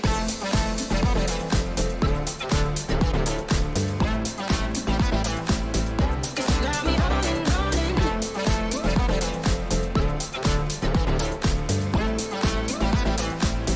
'Cause you got me haunting. And I'll be running, possessed by your low, low voodoo. Fired up like a wolf on a full moon. And we're stuck in a la la land. The tides will turn without us. And I'll be killing time like I might be a cartoon. Take it in real life like haiku. I know we got the good vibes when pieces fall right into place. Even if I lost all my money, the zero runs deep, honey. And I don't need to speak. I'm muted again. Welcome back, everyone, to Autumn Anarchy, presented by Xfinity, featuring Fortnite. My name, of course, Troy Pipcast Welling. Next to me, Trevor Confused Caribou McNeil. We are back for game number 3. And, of course, massive shout out to Xfinity for putting all of this on together. They have amazing internet. Obviously, for students, it's awesome to get your exams done. They have, amazing opportunities and everything for you guys. So make sure to check that out at xfinity.com. You can do /student in order to see the promos for that. Other than that, game number 3 about to be underway already. Going fast today, trying to get these games under the belt. Out of 2 games so far, though, John Hopkins obviously sitting in first place, considering they've gotten 2 first place back-to-back. Yeah, they're doing okay, I guess. Just picking up like 33 eliminations and 2 victories across a couple games.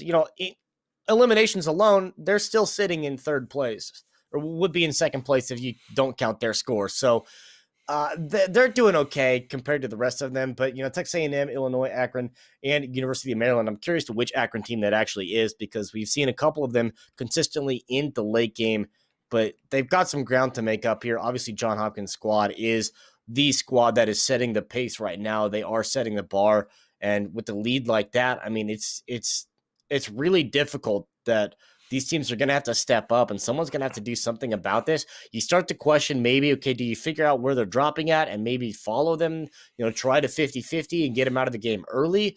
Or maybe you just decide that there's something that's got to change here in your late game, and, don't just sit there in your box and kind of wait for zone 6, zone 7, these moving zones to come through. figure out where they're at, W key, and just try to go hard aggressive. Granted, it's not going to be easy. You can look up. They're probably going to be on the high ground if you want to find them, because that's where they've been the last 2 rounds. But it's not going to be an easy fight for you to win, especially if you let them get to late game. You let them get the materials that they need, let them get the loadouts they want, and it's going to be a tough challenge. Yeah, it is. I mean, obviously, $4,000 for first place. That is what's up for grabs, and nobody even close to John Hopkins right now through 2 games. So somebody definitely has to try and contest them or try and get them out under their belt. But the issue with that we've seen in the past is that they just get more kills sometimes. Because people are trying to contest them early. Yep. So then they get better stuff, and then they just end up winning the game anyways. So if you got to be a confident team, you got to be able to take them out. No one's been able to take them out so far. We've seen a player drop here and there, but nobody being able to take them out of the game just yet. Now going into game number 3, a very southern bus, so a lot of people probably going to still decide to go to the northern side, even though it is a bit farther of a fly. One team going to Coral Castle. I believe that's a change. We have not seen anyone drop there just yet through the 2 games. Quite a few teams going up towards Doom's Domain, going towards Stark Industries as well. Craggy getting some action in the later stages of this one. No one really going Ruins either in a few of these games too. So definitely seeing some switch ups.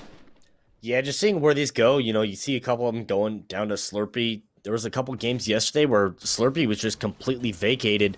Nobody went there at all. So interesting to see things kind of mixing it up a little bit, see what the adjustments are going to be here into game number 3. But, part of the advantage here is just the inherent fact that you get all of this free shield and you don't have to worry about anything else.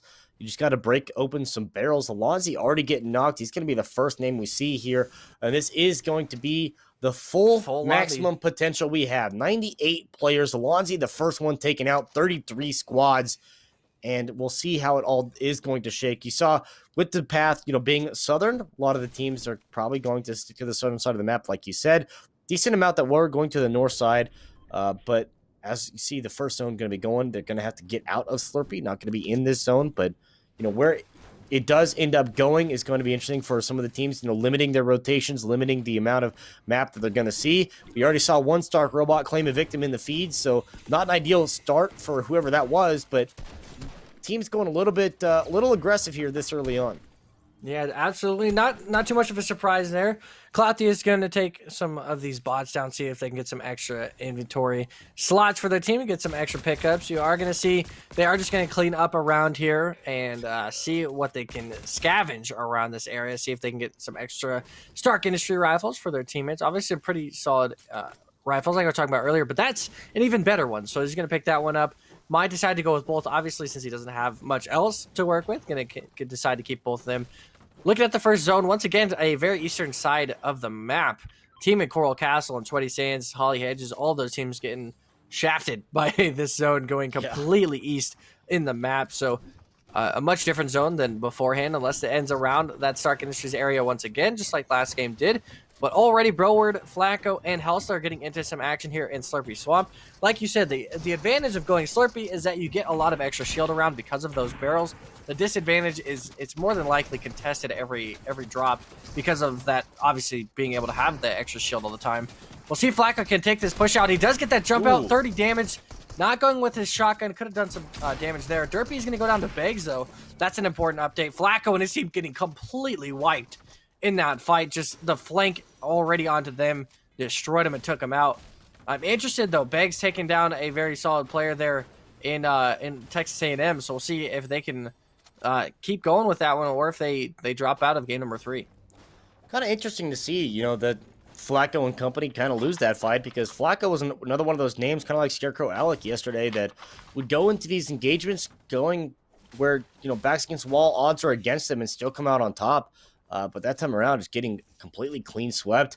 You see a couple squads here in Dirty Docks as well, so they won't have to really go anywhere, but interesting. Didn't really see a lot of people going to the docks yesterday. Looks like Ashland is going to be one of the squads that is here on top of this trio between Krabby Patty, Tofu, and Snelly the Snail. The sniper rifle in hand. One bullet. You got one shot to take. Mess it up. Oh, he's gone. Nah. It had his chance. Couldn't take it. Derpy's gone, by the way, to Beggs. And yeah. Ooga Booga also got dropped, too. Arrow CK and Dylan not looking healthy here either. And 7 Mars and Beggs all with very nice health totals and at least a good inventory for Beggs here is going to keep them in a great spot. Snelly is immediately going to go back into this one, but he kind of puts himself at a disadvantage. Luckily enough, didn't get lasered in the air because he had no way to recover from that situation. But he's going extremely aggressive on this fight. As we say that, he goes down. Denial. Beg's going to take down Dylan as well. So Texas A&M struggling in game number 3 so far. Just could not find the advantage. Already one of them, now 2 of them. Now the full team going down. Beggs and Mars securing the final kills. Rough game number 3 for them. Looking for a better one later. Touched by Tofi, though, at 23 health. Just trying to get the hide here. Not in a great spot. He goes down 1 shot. What a heartbreaking turn of events for that. He starts out with a single sniper shot. Yeah. And you get the shot to connect onto Scrub, and then you go aggressive. You unfortunately kind of miscalculate the angle of your grenade. But then after that, it's just find yourself in a position, and I don't know if it was Duke or River that put the staircase over the top while they were on that build battle, but he was not expecting that. He was not ready for that, and as soon as that was, caught off guard like that, it was just Duke and River just come around the side, get the shot off, get the eliminations, and then just clean up from there. So a really solid showing there from Ashland. It's going to be the squad that comes out on top in the docks, and you just can't ask for anything better from a start. And on top of that, if they have any sniper ammo, well, now they have a gold sniper if they want it. Yeah, Shrive and Dr. Porkchop going to clean up that fight. But yeah, Gold Sniper, obviously pretty handy-dandy in case you don't have anything else to kind of use later in the game. First zone is starting to close in now. You're seeing some of those teams on the western side starting their rotation over. Everybody in, Stark Industries, Teamy Stacks area could be pretty safe. You are going to see one team securing the first crate drop of the match. I'll see if that helps them out in any way, shape, or form. One team in Doom's domain could get collapsed on by a couple of the teams north and western of Doom's domain. Obviously a hot commodity, considering that Vault is also a very nice place to get your team looted up, which I'm surprised we still haven't seen as many fights in Doom's and in Stark as we've seen in the past because of how strong those vaults are for multiple people. Yeah, so we'll see, if that is really going to be the thing that pans out, getting that loot, that access to that, but with a lot of these teams coming in, only one squad left here in Lazy Lake, and Alonzi was the first guy that was taken out, so they were able to get his card and get the reboot. So able to get this trio back to full force. Proxius gets knocked there, Tenor again, and that's not the first time they've run into each other. Tenor was able and was the one responsible to claim an elimination. I think it was Farmius last round. Yeah. This time Proxius the first one that they have come across, but the fact that these two squads keep running into each other means something, that they have similar taste in their rotations and their macro play. So interested to see how that eventually will shake out, because as we know from the last round, both of those squads made it to those final 5, 6, 7 zones and didn't really have to worry about it. So just a little friendly exchange of a single elimination here in zone number 1. I imagine we'll see them again here moving into the late game, but with Steamy, still a couple squads here. They don't really have too far to go. Like you had said, the zone pretty much easterly, a little bit to the northern side of this map as well. So the fact that you have kind of this real estate, that you're already here, there's a lot of stuff in Steamy as well, a lot of loot that you have access to. And now you just have the rest of the map in front of you. But I can't imagine they're going to stay here for too much longer. Yeah, I couldn't imagine either. Obviously, you got quite a bit of ways to go. It's not really an ideal place to be. So you are going to see at least Tekev here able to take down one. Nice little damage onto Drippy as well, and he's going to shockwave himself out. So they should be able to get their teammate back up. He's going to use Chug Splash as well to make sure he is safe to get at least into the next zone or rotation, but they got 40 seconds still closing in on this one. Shows you how far away they are. They just got to get out of this situation. It is not where you want to be. Luckily enough, they take down Drippy, so they are going to secure another kill and can start moving that rotation, considering that was the last player in the squad. But they got to get going. They can use the bouncer crash pad duo combo there in order to get a bit of action, at least to get a far distance away. Running up me here could get some easy kills. Rocky Poo's one shot, yeah, simple enough for him. Able to find one there. Trying to take some shots at the Dolphin in the little pond here. Nice little damage coming out from me here as he is able to get XV down pretty handily just to that white health that we saw. Elimination going to go through onto Rocky, and now XV by himself. Should be an easy cleanup for this team. Get an extra couple of points. Always nice. Harpoon going to be used there as well. Boat as a distraction, gonna take down, going straight through. Really smart play from Duke. Yeah, able to get through. Farmy's gonna go down to Harb as well. So Harb taking down 2 of the Mega Giants there in that team. Pharmacy and Proxy is both. Lonzy now coming back. He's going to get one for himself. But I think Duke took us with the snipe, was able to get XV down out of that boat. So interesting change right there. But now me here, after putting some fire down, getting elimination, he is running into a team that you probably don't want to be finding this early on. Ooga Booga and his squad all out of game number 3 as well, as they get fully killed by Tenor and Harb there. Capers just going to drop to control. Yeah, this is not a team you want to fight. You can see Harmony does exchange some damage back and forth, dropping a little bit low there. Still has 89 HP, back to 139 with the Siphon as they get that full finish onto me here. Chafee just down in the corner, trying to stay alive. Caper's going to drop down just to that timer, ending up going down. And they just got to find Chafee here. He's by himself sitting in that overturned boat. I thought it was an overturned boat. It is just a rock. It is hoping for everything behind that rock. Hunt, Coach Clay, and Slyke going to go down. So without Jax, unfortunately, that team not doing as well today, at least so far. Have 3 more games to do so, though. Control, Harsh, and Harmony, only with 2 kills, but like we've seen before, can finish this game with 20. And, I say before this game, looking to see, maybe this is an engagement that you want to take because you want to get Control, Harsh, and Harmony, on their heels, kind of put them in a position. But the point of that engagement is that you didn't put them on their heels. They were the ones that engaged in that fight. They started that one out. So they were the ones in position that they wanted to be. They had the high side. They had numbers as well. I respect the effort. There's a good chance. Maybe you come away with 1. Maybe you get 2 eliminations, kind of even things out here, but just not able to finalize and secure anything from that. Control, Harsh, and Harmony just absolutely taking everything that they want, and they can have their cake too, as they are in control of this one. Chafee is going to survive for the time being, so that trio actually rotating up to the north side. You see getting ready to engage into another fight here, but see what their play is going to be if they're going to get this one. This is actually Cut, Sash, and Flicks that are here. Yeah, this is that other Akron team besides Akron Fear, and them trying to stay alive against the team that is currently back-to-back first places, looking for a third. This is one of those fights where they are just going to hard W key because they realize this team is scared of us. They are trying to constantly run away. You can see Cut just using shockwave grenades just to escape the grasp of that team, trying to take some sniper shots in return, but still taking more damage than the other team. They are going to take some shots towards the water where Sash is trying to stay alive. Rest of the team already looks like to be in Steamy Stack, so it is just left to Sash there. Land Shark just casually sitting on top of the mountain. And that's Jaws 3. Land Shark returns, but Fish Flicks and Sash trying to all get back into Steamy Stacks here.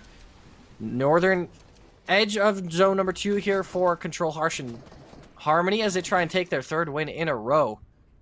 Sash is trying to stay alive. He actually at least made it in, but he's not doing too well.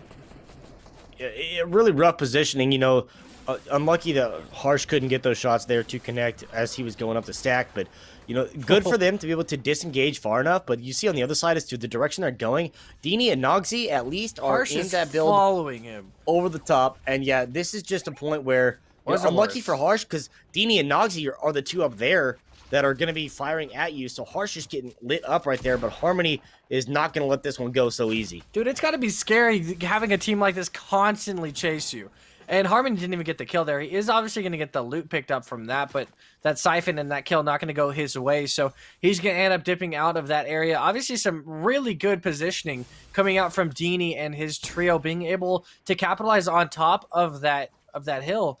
Makes it for a very, very easy AR shots, especially with people rotating out of Steamy Stacks, going through the steamy part of it, trying to get back up through the air. It makes it to where they can just laser people once they try and fly their way back into another rotation. So once again, a Eastern Stark Industries later zone though. Yeah, and it's a really tough position to be in, granted, because Stark Industries, you just have this massive wall you have to try to get up. See, Fishflix does actually get taken out now, so the team that has found themselves under fire from a couple different directions. Akron now going to be rolling up here on Mars 7 and Beggs, and this is another team that's going to be really aggressive, have a lot of ability, and Mars has a pretty solid loadout right now taking this fight. No kidding. He's got quite a bit to work with there. Both the Akron players going down here. Beggs just going to make sure he gets the full knocks onto both of them, securing those kills. I don't know if it's Amazing Kid, Amazon Kid, Amazing Kid, That's a thing I would love to find Amazon out. Kid here. Gonna sit and be on his lonesome, considering he is just saw both of his teammates get destroyed. Control Harsh and Harmony down above the other side of the mountain there. So at least for right now, he's in a safe spot. No one really contesting him. Nobody really knows he's in here in the first place. Carr might get him into an awkward spot, but luckily enough doesn't roll through. Notoriety's going to use some bananas to heal himself back up and use those chug splashes probably. Get himself back up 200 HP. Bravo, Notoriety, and Alpha Wings trying to stay alive down here at the southwestern side of the zone as well. Tekev, we saw doing pretty well. Able to get a squad wipe earlier on, now trying to do the same here. A lot of fire going down on these walls, and you know, Alpha Wings is trying to build back. Didn't see the one on the side. Konkix is there to get some shots on. Maybe Carrot's going to get another one onto Alonzi. It's the second time Alonzi's gone down here. What a flank here from Konk. Able to come around the side and just find the angle, try to get these walls down. Now they're in the water, and there's nothing you can do about this. A W key's coming in, and this is a squad that has taken some names already in this lobby. They've got a couple squad wipes and 9 eliminations with 52 left alive. It's a good sign as to where they're at. They just got to make the late game and keep this up. Yeah, not to mention the loot they just secured from that trio as well. You see Tekev able to get some check splashes on top of his already minis and shockwave grenade. This is like the ideal Fortnite loadout right now in this meta. Having shockwaves, having some insta heals like the splashes and some minis, as well as a shotgun AR combo. You don't really need anything other than that going into the late game, considering AR is just used for your window edits, taking shots down at people in that late game scenario. Shotgun obviously important in every scenario in Fortnite, considering most battles are close range, and having that shotgun 120 damage is nice. Rappo, Simba, and Spec going to recuperate here, still having to rotate, but they have a minute to do so, so not too worried about doing that just yet. I'm always an advocate for early rotating, I guess I should say. I think it's much safer, much easier in order to get yourself in a spot. Then you could be the team that's already in the zone, lasering other people rotating in. Another fight. Rappo able to get some shots in.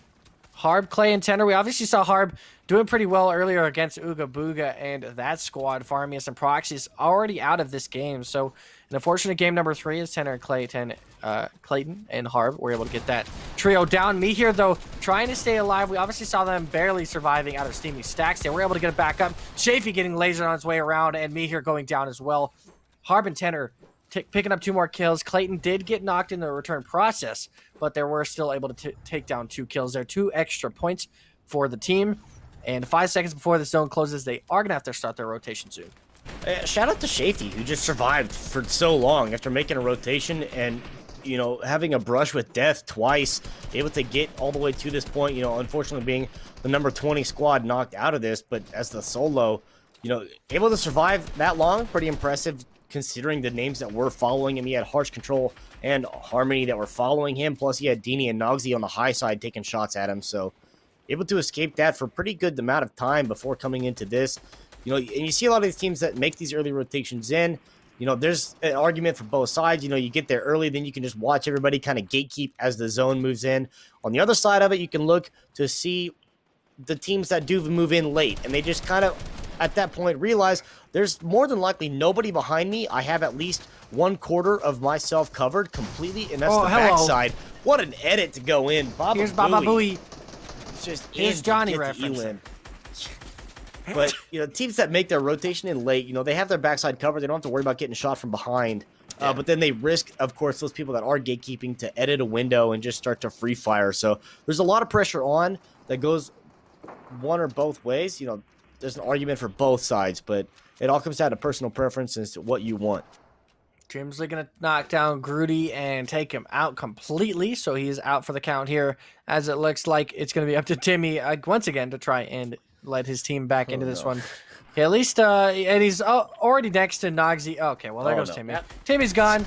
As soon as we say that, rest in peace. Harb Tenor taking some shots. The only team in that one, it looks like, was Scrub and his trio. So this zone being pretty rough for a lot of the teams, considering it's also right on the eastern side of Stark on a mountaintop kind of area. So a lot of people are going to have to rotate in. You're seeing a lot of them do that right now, but you can see how many teams are on that northern side of this zone. Looking at the overview, Oh, so many teams already in. Harsh, Harmony, and Control already in the next zone as well. I think I saw Control get knocked down there, though. So Harsh and Harmony going to have to try and recuperate here what they can. Glizzy and that squad, a tough distance to get for them if they can't get there quickly. Same with Cut, who's just kind of stuck on the outside. Retakes going down. Cut going to take the kill onto him, so at least Cut is still taking some names over by himself. Scrub going to take a knock on the Fun Top. Alonzi and them trying to win here. Noxy and Dini, looks like their trio wasn't able to get in this one. Yeah. That's the only player not in the game, so Dini and Noxy just the ones pushing through here. But that's two players that I could still expect to win this game, so wouldn't be surprised if they can push for some more kills here. Gonna ping out a pork chop, using the coordination there and the ping in order to be able to kind of laser out his build, see if they can get some extra damage. Not terrible inventories for the two. Really good materials still left for Noxy, over 1,000. Tavares going to go down. Harmony Control being able to duo onto that one. Yeah, this trio right dropped here. by Path. Yeah, this trio's been doing great this game. They've been doing really good. You know, Takev could use some. He could use some more ammo, but I mean the fact that they have, now 11 eliminations here after they picked up one. Funtot just got yeeted into the storm. That's where he got knocked. We're trying to get back into this one, but they're in a pretty solid position here. They've got good utility. They have good mobility as well as these zones start to move. And everybody already huddled on the north side of this as it is going to start going to that north point. But there's also a package along the way that I'd be curious to see if a team actually spends the time to pick that one up, because I think the zone is actually going to move enough where that's going to be in the area, but I don't know if it's going to be worth it. Yeah, we will see as we see the rotation start to come through. 6th zone closing in on to 7 here. 45 seconds left on that one. 15 teams, 31 players remaining, so quite a few teams missing some players. Jabam going to take a little bit of damage in return there as he tries to do an edit window. Trying to shoot the players down from the height. The first team to do that so far of 3 games that we've seen. Obviously, John Hopkins winning 2 games in a row because nobody took some damage off of them or took their height from them at all. Storm Surge is into effect as well. You saw the damage numbers on the side. Beg 7 and Mars going to drop right on top of Control, Harsh, and Harmony, though. Nice little tunnel coming out from Alec, Baby Carrots, and Baba Booey here, though. Able to secure themselves quite a bit of real estate here. Takev going to go down to Cut. 15 teams left still. But 30 players, about an average of duos for everybody left alive. Mind Flame's going to drop down to Who Died. And the drop down coming in from Harsh and Control. They're going to just try and go aggressive into this area. Not working out for either team just yet. Control going to get knocked down, though. Bob going to come straight from behind and take him out. Alec going to drop down as well. Carrot's going to be knocked down. They're going to get taken out. Dini gets that. Harmony gets dropped too. Jimsley is able to take him out. Alec getting taken down by Dini. Hard being knocked down. Glizzy being taken out. Devin going knocked down to Clayton as well. Bob is the only one left for his team, trying to recover what he can. Beg still left alive. 16 players left. 8 teams total in the 7th zone, rotating to 8. 15 seconds on that one. Beggs, Mars, and 7. It is their game to lose at this point, considering how much of real estate they have up at the top. No 7, it looks like, so just Beggs and Mars are left alive for this team. Harsh is gone That as squad's well. gone. Dini and Nogsy, the other team that could try and take control here. Both of those 2 players that have good amount of health still. Yeah, you see on the high side, Mars and Beggs up there. John Hopkins' squad completely out of this one. Harsh is going to be the last one left alive. Scrub's down as well, but now with the high side again, just showing how important it is. As down in the trenches, these guys are just going at it, but from up top, you just get that nuisance of the constant rate of fire, and they got enough ammo to do this all day long. Mars has a sniper as well, so even if you wanted to, just take a few pop shots and try to get some roofs off. But, I mean, both of them have over 400 rounds in the AR. They're just continuing this. They're just going to laser through. Nothing that anyone down below really can do about this. They're so busy covering the walls as people make their rotations. They also have to worry about the rooftops above them. Noxy and Dini still doing work. Even though they didn't have a trio, they're still here. And I thought 7 was knocked out. 7's actually just still running around, doing everything to his best advantage, while Beggs and Mars just laser people. It looks like they were able to get Doom's Domain superpowers, so they are using those to their advantage right now. As we see Noxy taking down another knockdown there at the bottom. 11 kills so far for Beggs, Mars, and 7. Obviously not a triple win in a row for Control, Harsh, and Harmony. They are already out. Noxy still taking some kills, taking 2 more down. 6 for himself as he still pushes forward here. He's still got a shockwave and a great inventory. Still could be a game that Nogsy could try and come back in. Nogsy finding a knock down there onto John as well. 2 teams left. Big 7 and Mars just taking height. It is Dini. Oh, what a shot coming out from Biggs. He knocks out Dini completely. They're going to drop to the ground. Biggs falls to fall damage, though. Getting too excited to try and go kill Nogsy. He's going to knock himself out. Nogsy still has a chance here. Now it is a 1v2. Yeah. Because of that small mistake coming out from Biggs. 7 and Mars still left alive. Mars with only 30 health. 3 ticks of the storm kills him completely. But Nogsy not in a great spot at all. No meds for him. They're just going to drop down on top of him. He's got no mats either. Dropping down is going to be 7, but 100 damage. Can't find the return. 13 kills coming out from Mars, 7 and Biggs. A very nice controlled game from them. Height, once again, being the controlled factor here in game number 3. And at that point, you know, you talk about the teams that spend the time to put their resources together. He runs out of materials right at the end. And if he's able to keep putting the staircases up, putting the roofs over his head, then maybe they have a challenge to threaten. Dini tried, and I respect the effort to try to challenge the high ground. But as soon as he got up there, he found the 110 to the face, and then the damage on the way down was enough to get the knock. And after that, that's all she wrote, because the zone's moving. Your teammate doesn't have time to pick you up, especially when you're fighting a 2-on-3. You're already outnumbered, so he simply just cannot spend the time to try to pick you up. He has to keep putting fire up on the high side, and there's just nothing you can do about that at all. So, like you said, a well-controlled game there on the high ground between 7 Biggs and Mars to come away with that victory, plus a 13 elims. You know, not quite the 14 we saw at around number 2, but with John Hopkins' squad, you know, dropping down, I think they still end up in a top 10, top 12 finish there for points. Yeah, somewhere around there. At least, but, you know, to the point now, okay, they've been dethroned. Now these teams that were behind in the leaderboard, I mean, there's a 24-point gap between first and second place here. Those teams that were behind now have a chance to close that gap. Yeah, it was a very important game for everybody in this lobby to be able to take John Hopkins out before they went on a three-game triple threat. Would have been absolutely insane for them to take out. But luckily enough, they were able to take them down. John Hopkins still not too mad about that, though. They obviously still have 2 wins back-to-back. So they have good momentum going into game number 4 still.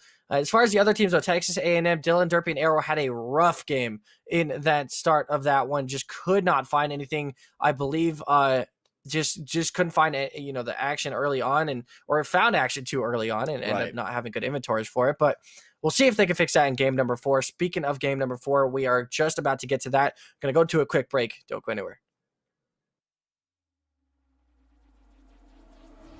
I like you, but it's not okay. Whatever, can I walk away? Oh yeah, I love you too, don't love me back. I can't stand this feeling inside my mind.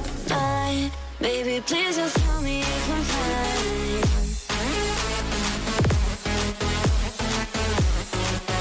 Please just tell me if I'm fine. 'Cause I don't know why it's stuck in my heart, baby. Please just tell me if I'm fine.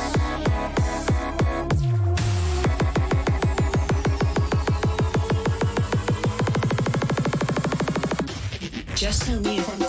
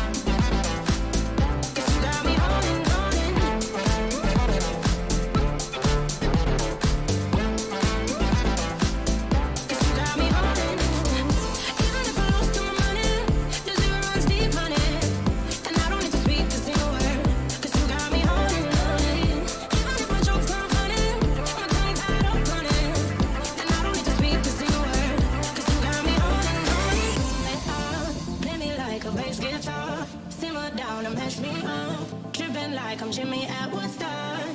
And draw me around in your red Ford. Shivers down my spinal cord. Oh, 'cause you got me holding, holding. Even if I lost all my money, the zero runs deep, honey. And I don't need to speak a single word, 'cause you got me holding, holding. Even if my jokes not funny, my tongue tied up on it.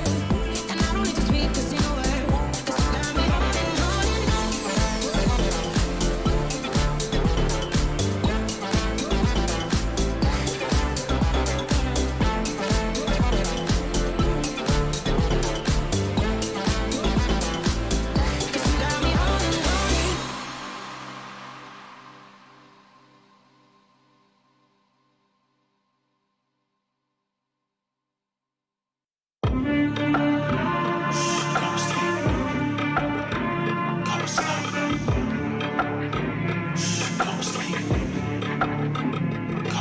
Yeah.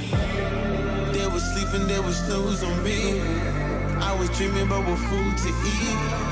Why they sleeping, why they snoozed on me? I was seizing opportunity. Now they don't know what to do with me. I keep going hard like I'm in puberty. Rebellions in my blood, there ain't no ruling me. Coming for the top, this is a mutiny.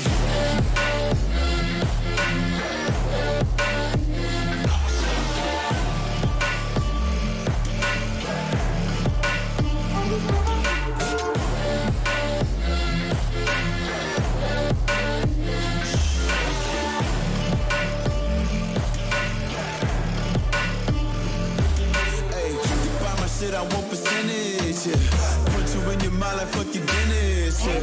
You never had a chance like an abortion. Fuck it, you don't wanna play with me, that's forfeit. Oh shit, took it to a place that never thought he could. Now the lone wolf is howling up in Bollywood.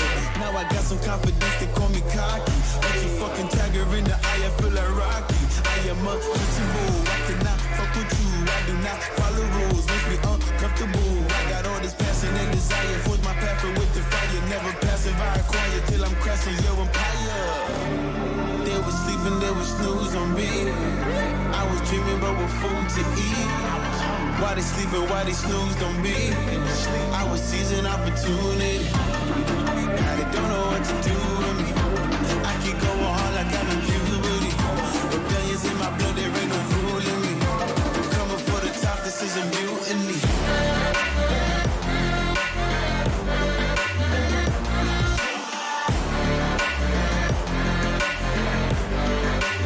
Don't know what to do with me.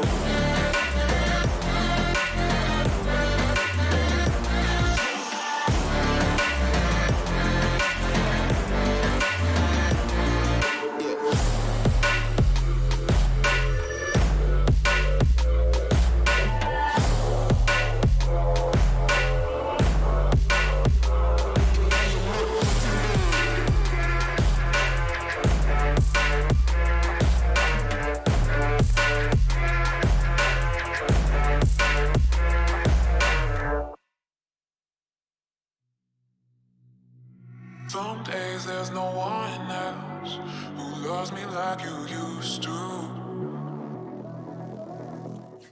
Welcome back, everyone, to Autumn Anarchy, presented by Xfinity, featuring Fortnite. My mic's not muted. My name is Troy Welling. Next to me, Trevor McNeil. And we are back in action for game number 4. Over halfway done already. John Hopkins, I'm sure, is still probably sitting close to the lead, if not in the lead, after 2 games. Being one under their belt with 15-plus kills in both games as well. So really, really strong performance from them, but also can't take that credit away from the Game 3 winners. Obviously, always a strong performance from everybody, but it was a really important game. The fact that Texas A&M didn't have a good game, the fact that John Hopkins went out earlier than expected. So it definitely helped a lot of the lobby be able to kind of recuperate and be able to get some points back on the leaderboard. Yeah, a little bit of a reset here for everybody, but the problem with it is we can take a look at the leaderboard, is that it's not the best of positions for these squads to be in. Because granted, yes, John Hopkins did go out earlier than they wanted, but they still get placement points. So they still have first place secured. And the team that was in second place, which would have been Texas A&M, got 1 point that round. Yeah. 1 whole point. So the opportunity they had to make up the ground was really rough in the sense that they just didn't capitalize on that. Then you have at least Maryland who did. They put in 27 points to now take over second place, actually tied with Illinois, who got 17 points in that round. So, good for these teams to kind of start to step up here. But the fact that John Hopkins still gets 11, they still maintain a majority of the interval between them and the rest of the pack is troublesome, because now you can just expect John Hopkins to rebound here into this next game. Right. And I'm not surprised. I wouldn't be surprised at all to see them again in a top 10 finish. Yeah, I wasn't surprised to see University of Maryland be able to do that either, though. Obviously, Bears, 7 and Mars have been able to do really well in the past. So to see them come back in game number 3 and be able to take that one under their belts, they are still 23 points, second and third place, both 23 points away from John Hopkins currently. So you need another rough game from them and another good game from Illinois or University of Maryland. But shouts out to Illinois once again, doing a very, very good job through 3 games so far. Once again, in the top 3, just keep pushing on forward here. And, not a surprising finish, but Nogsy, Dini, and Filson doing an insanely good job so far. Yeah, and the fact, they only had Nogsy and Dini last round, and they still were able to get that second place finish, having only 2 players, a good showing, a good performance from them. As you see a few squads here in Holly Hedges, kind of one of those locations really haven't seen a whole lot of attention paid to, but you see Sam, Drippy, and Keen in this spot. There's another trio that is adjacent to them. We've seen some success out of both of these teams here, but both of them obviously looking to step up their game a little bit. Clautius already going down, as well as Infant. So the fact that Ooga Booga squad and Infant squad running into each other this early is going to have a lot of implication here, assuming one of those squads actually finishes it off if they don't just leave. Yeah, that's obviously University of Illinois that were the ones we were looking at there. That is Infant, Nogsy, and Dini that we're got to keep an eye on. Control going to take down a kill onto Rocky Poo as well. Sam taking some return damage as he returns some back in Holly Hedges. Another, it looks like an Eastern Zone once again. So not like in the Western Coast, as we see many zones going to start to head there that way over. Boomertak going to take down 2 people by himself. Nicely done for him. Ooga Booga and Farmius and Proxy is going to regroup together. Nogsy going to be by himself in this building currently, so would like to regroup with Dini if possible. You see they are able to get back together. Dini with no shields, though, and Ooga Booga's got 100 shield, a green shotgun, all he could ask for. Now they're going to go into a battle. Nogsy and Dini, that's a nice bit of damage on to Nogsy, as Ooga Booga was able to get that. One more shot to connect. Ooga Booga's going to take him down. Now it's just left to Farmius. He's going to drop him down, and unfortunately, Farmius is going to get completely knocked. Dini able to at least secure that one. He's going to drop Dini right onto him, though, and drop him and take him out. Ooga Booga able to take down the legends themselves. Illinois is out. Dini, Infant, and Nogsy out for the count, and the first 3 teams to go down. I wonder if Dini just didn't realize that he was getting shot at from the bottom side, because of the fact that, the attempt there was made to, take the floor out from your teammate so you can be able to pick him back up. Unfortunately, too little too late for that. But then Dini at the same point, shoot the floor out from underneath him, just hit him with a couple shotgun shots, and that's all it took. That was just a well-executed fight, using the shotguns and just pressing the issue when you know you have the advantage. Love seeing double-digit numbers on the shotgun, especially when it's 10. It's really nice to see. But we do see this team going into some action here to Kev. We obviously saw a good performance out of this team last game.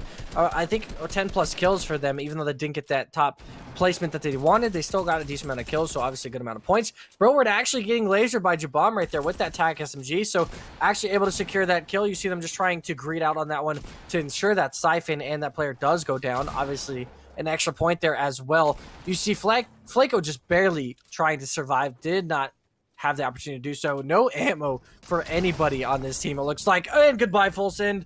He gets taken out by Drippy as he takes a nice legendary pump shotgun shot to the dome and gets dropped. And looking at that first zone, a southeastern part of the map now, this time not going towards the north. Could end around, we saw like a southern retail road kind of end yesterday, I believe. But we'll see if that mountainous area is really tough to battle in and maneuver in, because of it goes from an insanely high mountain, and then if the next moving storm drops into a valley, it's so rough of a rotation.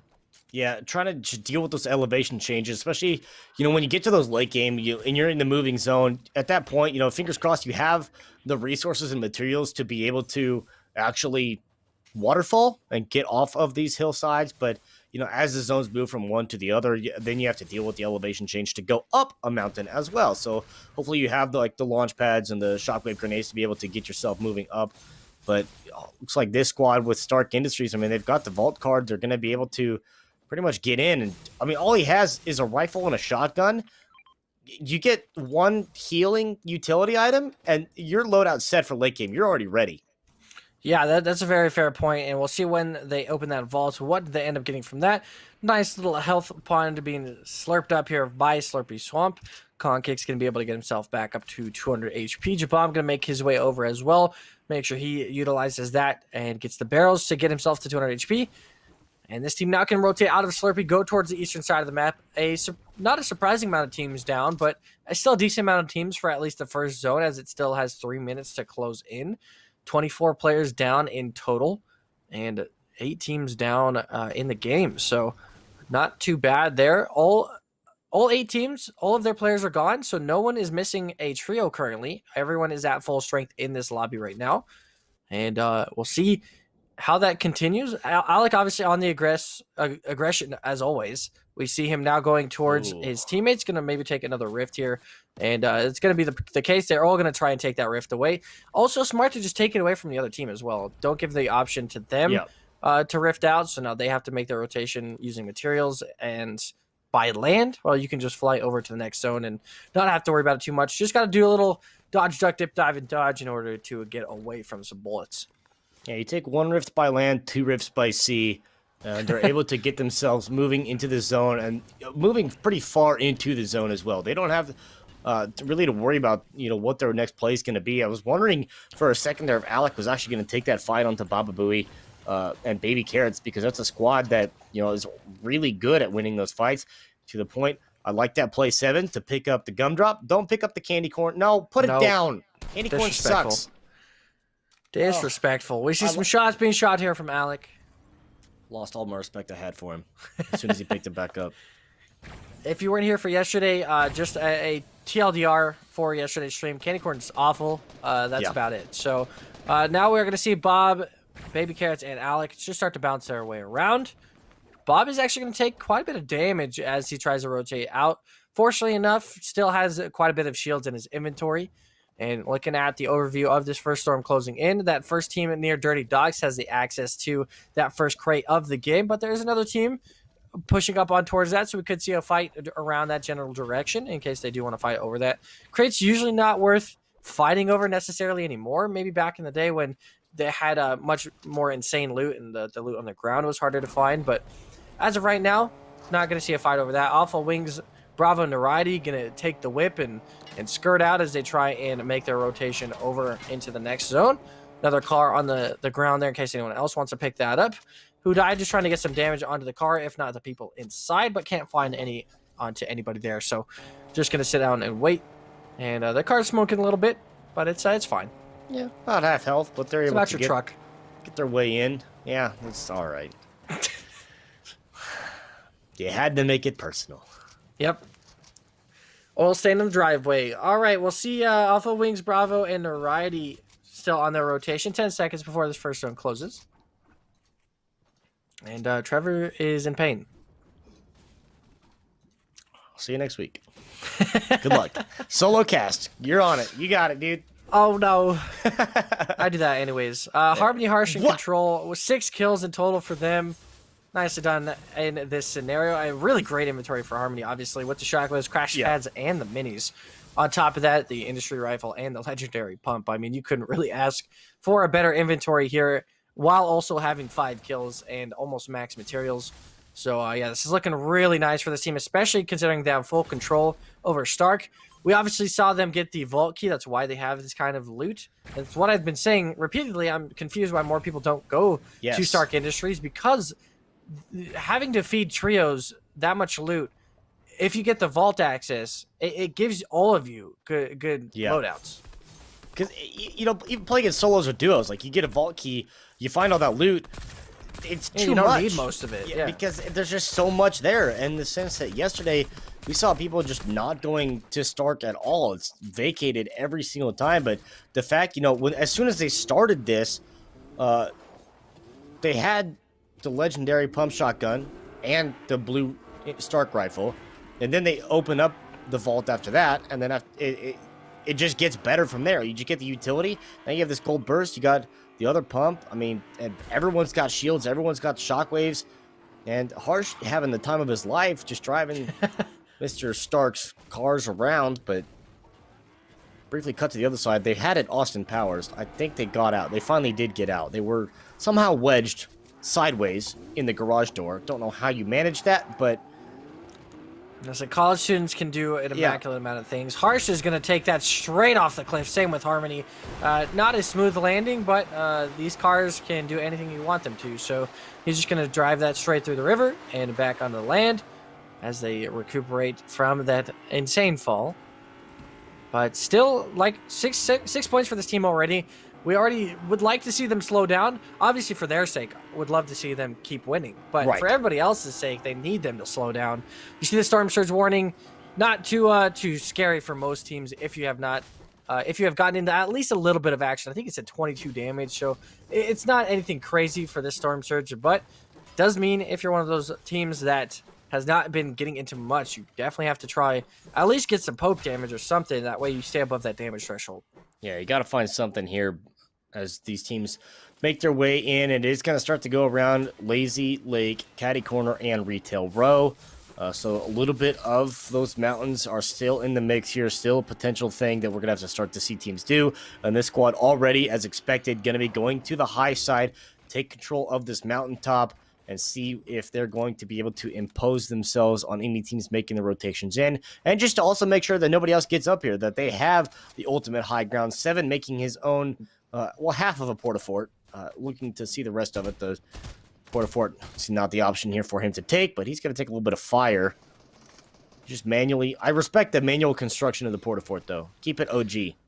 Yeah, exactly. You gotta just reassemble it yourself, make it look like you did all the work. Obviously, your previous round winners there, Mars 7 and Beggs, able to try and actively get a game away from Johns Hopkins University, who won the first 2 games. If you were not here for any of those, Fun Tot, unfortunately, not covering his back, gets destroyed and has to use a bit of materials in order to ensure his safety. He only has 150 pot as well. Another scary rotation right there, but likely able to wall back up.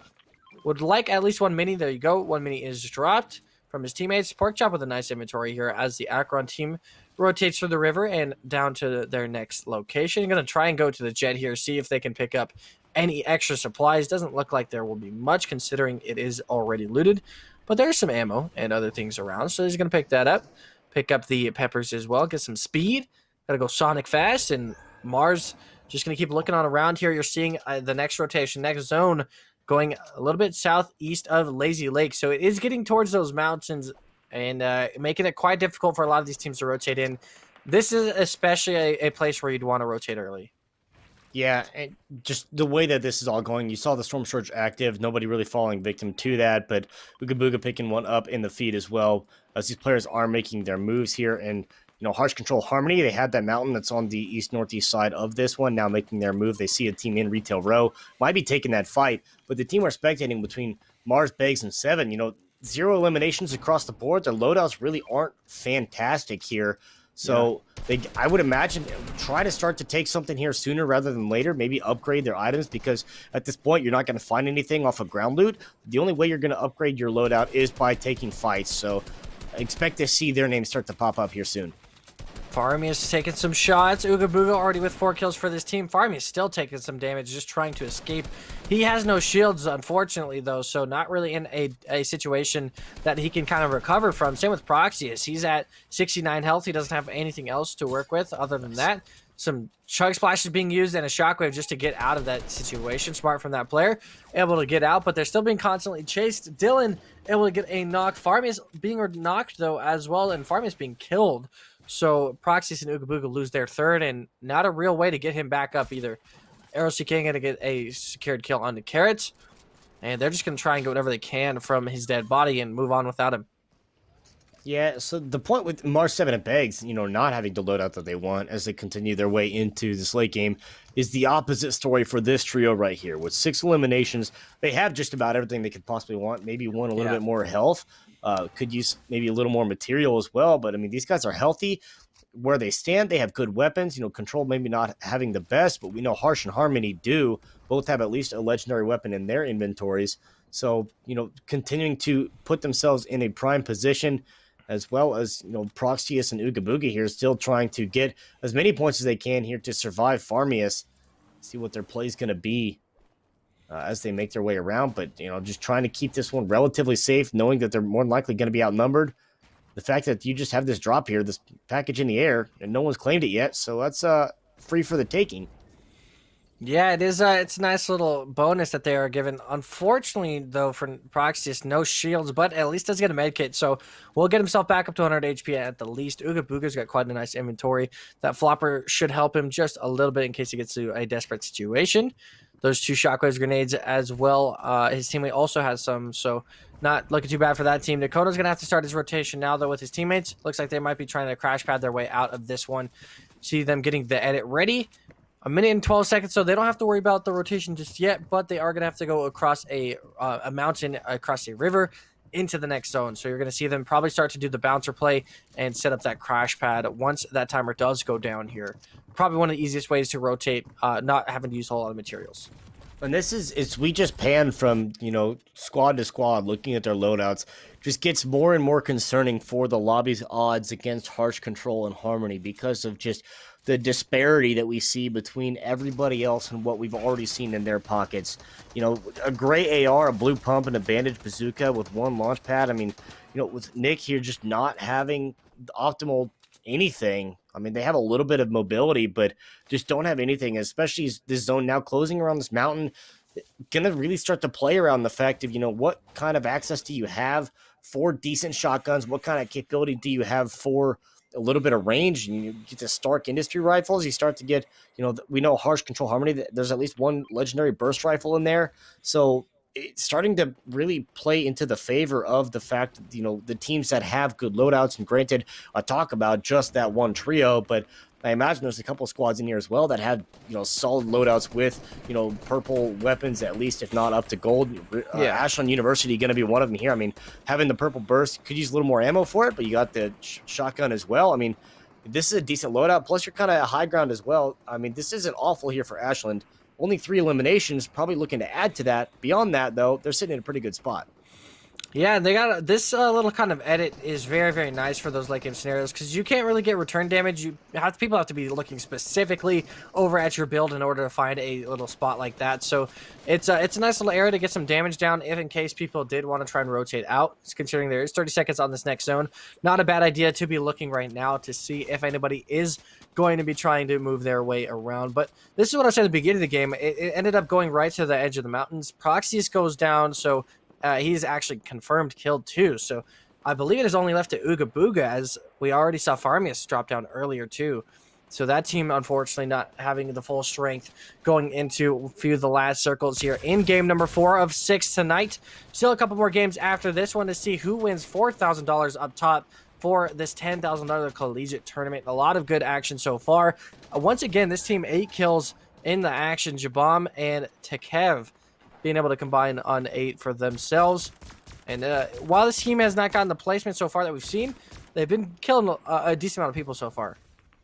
Yeah, just still taking care of work, doing a pretty decent job. The Ashland squad on the top, only the 3. That snipe's going to hit from Jabam, trying to keep and follow up the pressure, but he's just getting lasered now. He did actually get the knock onto Arrow, so that's a good start. And it's about sending a message. You might not get the full, but it's about sending a message and putting the pressure on. The zone going to be going to the west side here, so players going to be making their way down the hill as they get over into the spot. You'll start to see a lot of these squads stack up. And at this point, last game, I think we were at 17 squads. Now with 21 alive in this lobby, things are going to get pretty densely populated here as everyone's starting to make their moves. Yeah, Cut, Fishflix, and Sash, one of the Akron University teams starting their rotation over, trying to see if they can get the previous winners down. They get Mars down already, or Fishflix down already, as Beg's able to take down, but Cut able to return that favor. But 7 getting extremely low too. Sash is about 10 HP, close to 20. Cut is getting an awkward position, so he's going to shockwave himself out, trying to get to Sash here. He actually could have gotten to Sash in time, but it looks like he's just going to give up on him, try and shield himself back up, not deciding he's able to get to that opportunity. Sam, Anumukin, and Drippy trying to stay alive. Alec is going to go down to Duke. Sash is going to get fully eliminated by Hunnits. 20 teams left now, 50 players in total. So 10 players missing from their trios. We obviously saw a couple of them missing from Ooga Booga's squad, as well as now Beg's going down. So that team is going to be losing some priority there. And Looking of at course, everybody else. you already see Harsh. He's just going up. He's at the top of this massive structure on the right side of the screen. Harmony on the other side. Yeah. He's on the left Jeez. side of the screen. So, both of them on the high ground on two separate sides. Oh, there goes Control and Harsh. Well, yeah, Control and Harsh lose their high ground now. The whole build just disintegrates, but Harmony's still holding his high side, putting the floors down, and the cones below him as well, just to keep him in that position as they make their move over. But now squads, a lot of them making their move. 48 players, 20 players, or 20 squads left alive as everyone's making their way, following the zone, going back into Lazy Lake. We'll see how much of the existing structures already play a part in this one, plus the buildings that are here. But with teams now just using their mobility, using these grenades, using the launch pads to get over. Shafee's going to get dropped there. Shafee, I think, was stuck in the storm. Clayton as well. But teams, just staying on the ground in the trenches. This is where things really start to heat up here as they're finding these angles, finding these walls, getting these edits down, and getting this free fire off, just catching these teams off guard. Harsh with another kill, so they're still killing up at the top. Harmony is able to get back up to the top here. Height advantage is in favor of himself, but he is by himself. Ooga Booga is by himself as well, trying to make that rotation, but right above him, I believe, is Control or Harsh, so not really able to be in a safe position. You can see everybody trying to rotate in. Harsh did regroup up here at the top with Harmony. Mars is going to go down as well, so that team fully knocked out. Oh, Harsh actually able to snipe off Simba right there, and Spec going down as well, so they're not going to be able to get him easily back up. Harsh going to get that siphon as well, huge for him. He's going to waterfall his way back down now. Beg's going to be completely knocked out. Clayton getting dropped. Fish flicks as well. Dilly Bar is going to go straight in, and Glizzy 200 pump. He doesn't get any damage onto him, though, and 2 bullets left with a common pump shotgun. Not exactly what you want here in that late game scenario. Yeah, just continuing to hold on to this high side, making their way up. Duke going to be getting one from Storm Surge. Help is there. Inyu is going to be knocked out as well. I mean, El Schlopper getting another one. Porchop goes down. Jabam picks up one. So that squad's got at least probably 9 or 10. Dylan's still here for Arrow. We saw Arrow get knocked earlier. Duke eventually going down as well. Dylan goes down now. So this squad's starting to really thin out. Down to 6 squads, 13 players, and the feed is just non-stop. But of course, the trio on top, kills, but they don't have any mats. Control's got nothing to build off of. He's got 48 shots on this AR. He's got at least 7 shots with this with the harpoon. But I mean, beyond that, this is really tough. Akron going for it. Fear is going to get dropped here as we see him trying to get back up to the top. Shockwave being used. Harsh only has 3 builds left. Make that none as he uses the remaining amount of his mats. And now I don't think he realized that he was that low because he was trying to make a tunnel on his way over to the next zone. And now they just have to drop all the way down and hope for the best. Control gets knocked out. Derpy is going to take down a kill on Numkeen, and Derpy and Arrow still left alive, pushing Dylan dead already. 10 kills in total for this team, though. This will be a massive win for them if they can find it. Ooga Booga actually lasting to the top 6 squads. And impressive, once again, from him to be able to get this far. Harmony, no mats, no shields, nothing. Just an AR and a dream and that shotgun. Obviously, this team already with 14 kills in once again, a very good spot. Top 5, 14 kills. Doesn't even matter if they get first this game. They are already going to extend their lead quite a bit. Here in the Chuck Splashes on below Harmony. He has no way to get into these builds, so it's a rough spot for him to try and take access point. And he's going to get a nice shot onto Sam, though. Sam really, really low, and he's dying to that storm. Would like to any opportunity to obviously get that med kit off, but 10 seconds in a moving storm is just not feasible, especially one of the last ones in zone number 9 here. 4 teams left, 7 players in total. Harsh and Harmony trying to move with the rest of the storm.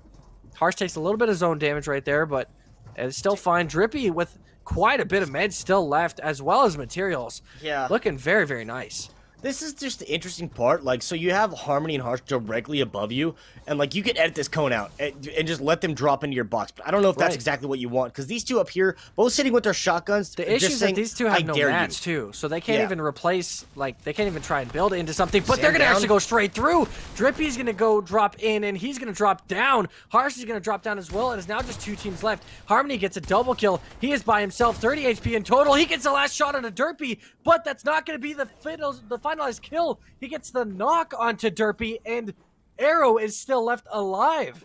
So the fact that he didn't get that siphon from Derpy meant that they couldn't win that game. Texas A&M with a massive victory right there in order to, well, not really stop John Hopkins' team, but to not allow them another first place out of 4 games. What a game. What a finish coming out from Arrow, CK, Dylan, and Derpy right there. Yeah, 3-point difference between first and second place there, just because of, for the placement. That's something to take from John Hopkins, but still the fact, they get second, they get a good amount of eliminations as well. Good showing from Derpy, Arrow, and Dylan, all of them to be able to survive as long as they did, rack up as many points as they did, 4 eliminations plus the victory. It's a good place for them to be in to start to make up the ground that is between them and where John Hopkins is setting the bar on the leaderboards. But, that's just unfortunate for John Hopkins, because they're sitting in the perfect position. They're on those rooftops with the cones, right below them. But like you said, they don't have any edits. They don't have any material, so they can't try to replace those. And I think there's, flip a coin. I'm very curious to what the comms were on the other side, for the team that's just tunneling and continuing to put these walls up, putting the cones up as well, because both the 2 players on top are just waiting with their pump shotguns out, saying, I dare you, please edit this cone, let me drop into your box. And after that, I don't think that's a fight that they win. I think Control and Harmony come out on top of that, because those pump shotguns, they had a gold and a blue one.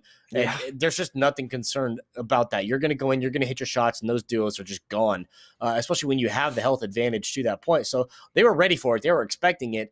And when it just didn't happen, eventually they're just like, you know what? All right, we're not going to wait anymore. We're just going to pickaxe through the roof. We're going to come in and we're going to force the hand. And then on the other side, though, unfortunate, they couldn't get the siphon, as you saw, and let the other squad take the victory. That's a good performance, really, from all 3 of those teams. Just kind of a little bit of a chess match. Okay, no, you go first. No, you go first. All right, fine. We're going to go first. Yeah, and that was an insane finish, obviously, to game number 4. Still 2 games to go. Do not go anywhere. We're going to take a short break. We'll be right back.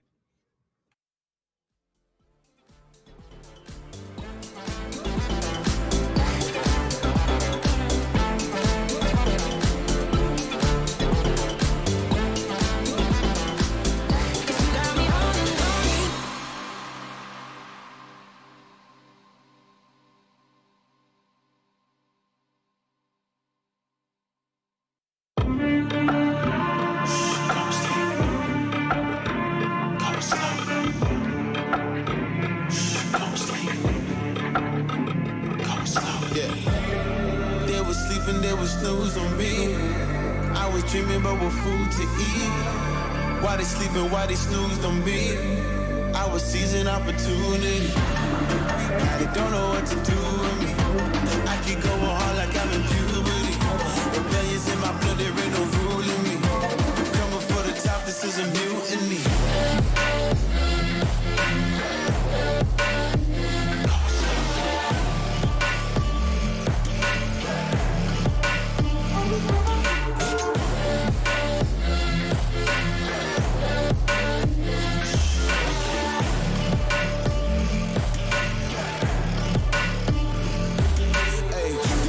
I want percentage, Put you in your mind like fuck your business, You never had a chance like an abortion. Broken, you don't wanna play with me, this forfeit.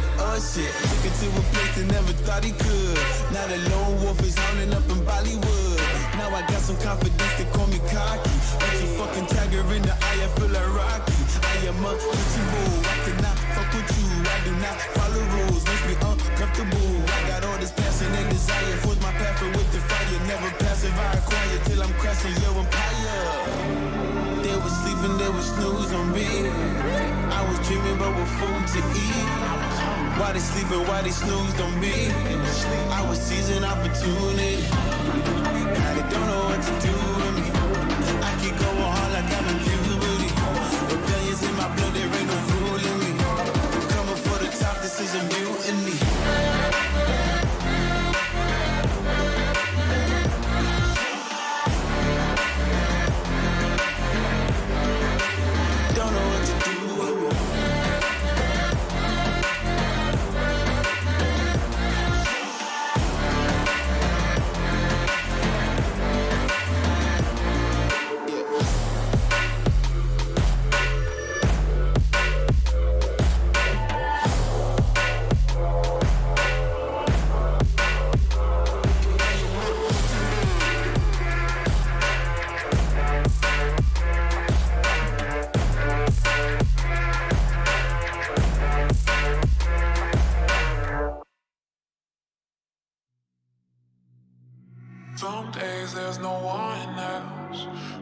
loves me like you used to. Some days I'm not myself. There's no one I can turn to.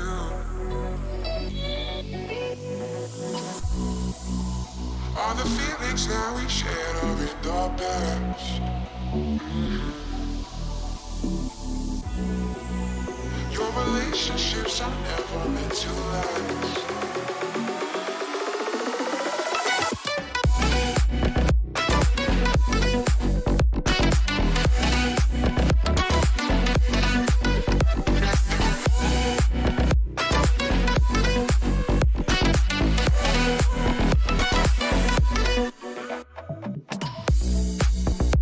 All the feelings that we shared are in the past. Your relationships are never meant to last. It might take some time, but I'll be alright. I'm moving on, moving on.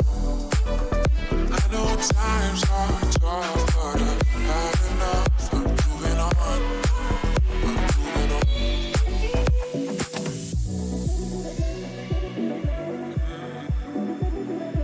Moving on, moving on.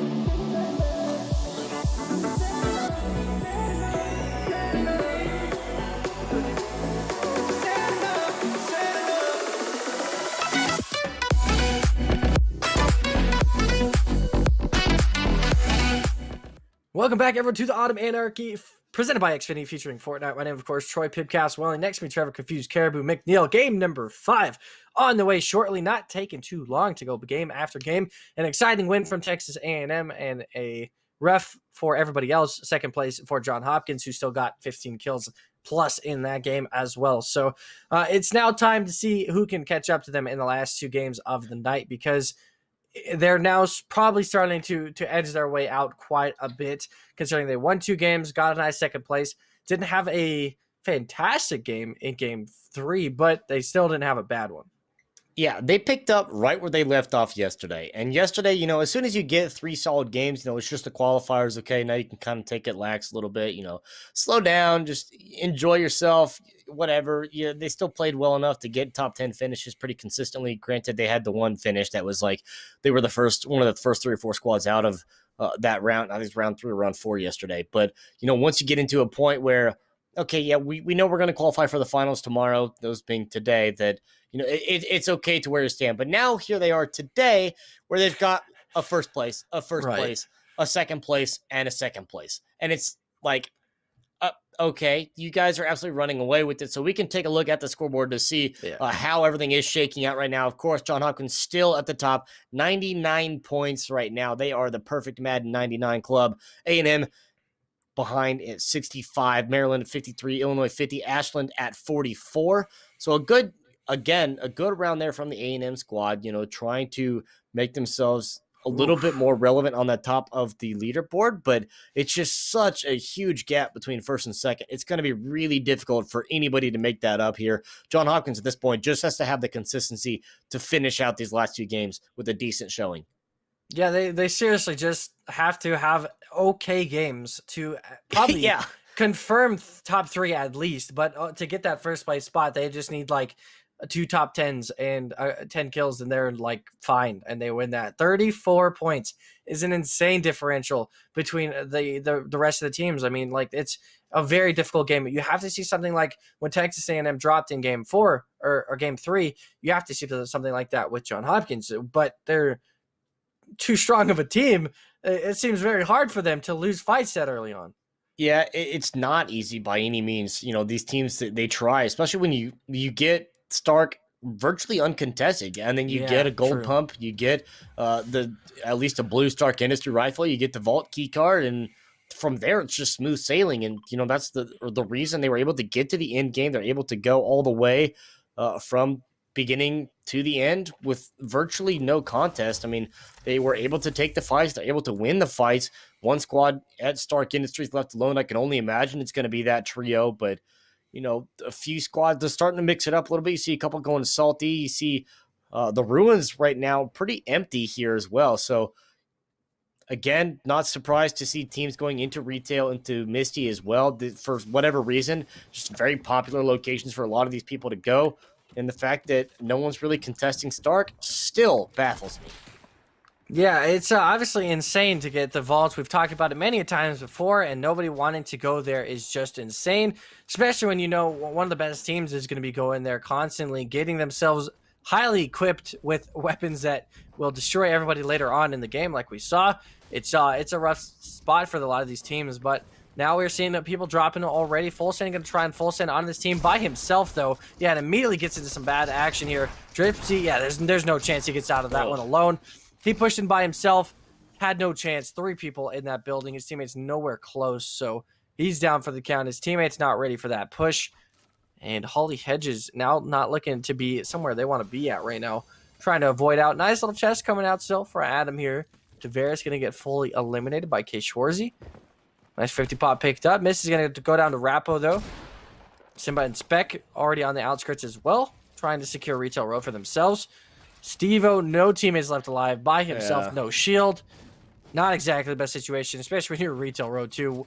And Sim and Spec are on the outside of your house looking in, waiting to take you down. Yeah, Steve-O's inventory right now is all gumdrops and ice cream. There's just nothing else to that one. He's got the shotty. You're seeing ghosts out there. There's nothing that he is gonna be able to do here. Theology was one of the first 3 or 4 players that did get dropped out of this lobby. Looking to see if he's gonna be able to find anything. Maybe get 1 trade back at least. Take the moral victory there. If not, just completely reset to get out of dodge. But he can't even do that, and he's gonna go down. That's just not great. Now you have this trio coming in to force the issue. That's terrifying. They just killed all 3 of them and took over retail immediately, just like that. Simba, Spec, and their third already down in retail. Not even a chance to fight back. We see the team from Akron able to get there, but Ashland University taking some damage here. Luckily enough, River able to get that siphon, so that helped them quite a bit. That Duke was able to get those last 2 kills up top to save him from dying. You see Mikler on Alonzi able to get another kill. Alonzi we saw doing very well yesterday, but today just not having that same luck. And not being able to be as consistent as we saw in the qualifiers. Sav going to be taken out by Schwarzy. 2 kills already for himself. Getting another siphon on top of that. Sam getting taken down. Bravo as well. 26 teams. First zone closing in a minute and 15 seconds. Ooga Booga. This is a fight that you will hate to see but love to see at the same time. Dini with 1 health.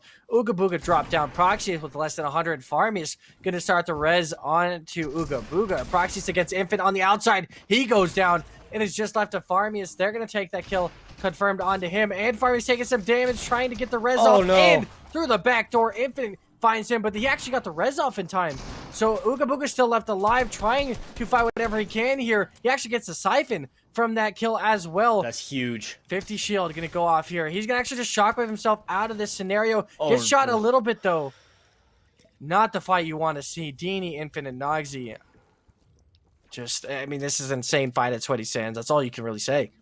Yeah, both these guys, they're all sweating right now. Ooga Booga is going to get this med kit. He has the shield pot as well, so going to be at the 150. On the other side, Infant and Dini have this time to recuperate as well. Now you find yourself in a 2-on-1. So a very tough situation for you to be in. I think this is just a play where you don't take this fight unless you're absurdly confident that you have the capability here. They have split up. So you have at least an advantage of, for a brief time period, you get a 1-on-1. They're just kind of waiting to trying to peek. You peek. They finally do get an angle. Dini's going to get the first shot to connect here. But this is very brave of Ooga Booga, especially when a point where we saw him do very well with placement points yesterday, just surviving. This time around, he's not going to just wait till in-game. Yeah, he's ready to go right into it, but Dini, not missing any shots, is going to make sure he has no chance to make it to that endgame scenario. Infant and Noxy all back up and kicking. This full team able to take over Sweaty Sands. And what a fight to start this game for everybody in the lobby, but especially Dini, Infant, and Noxy. To be able to take down a team like that this early on is very important, and is already obviously 3 kills for them.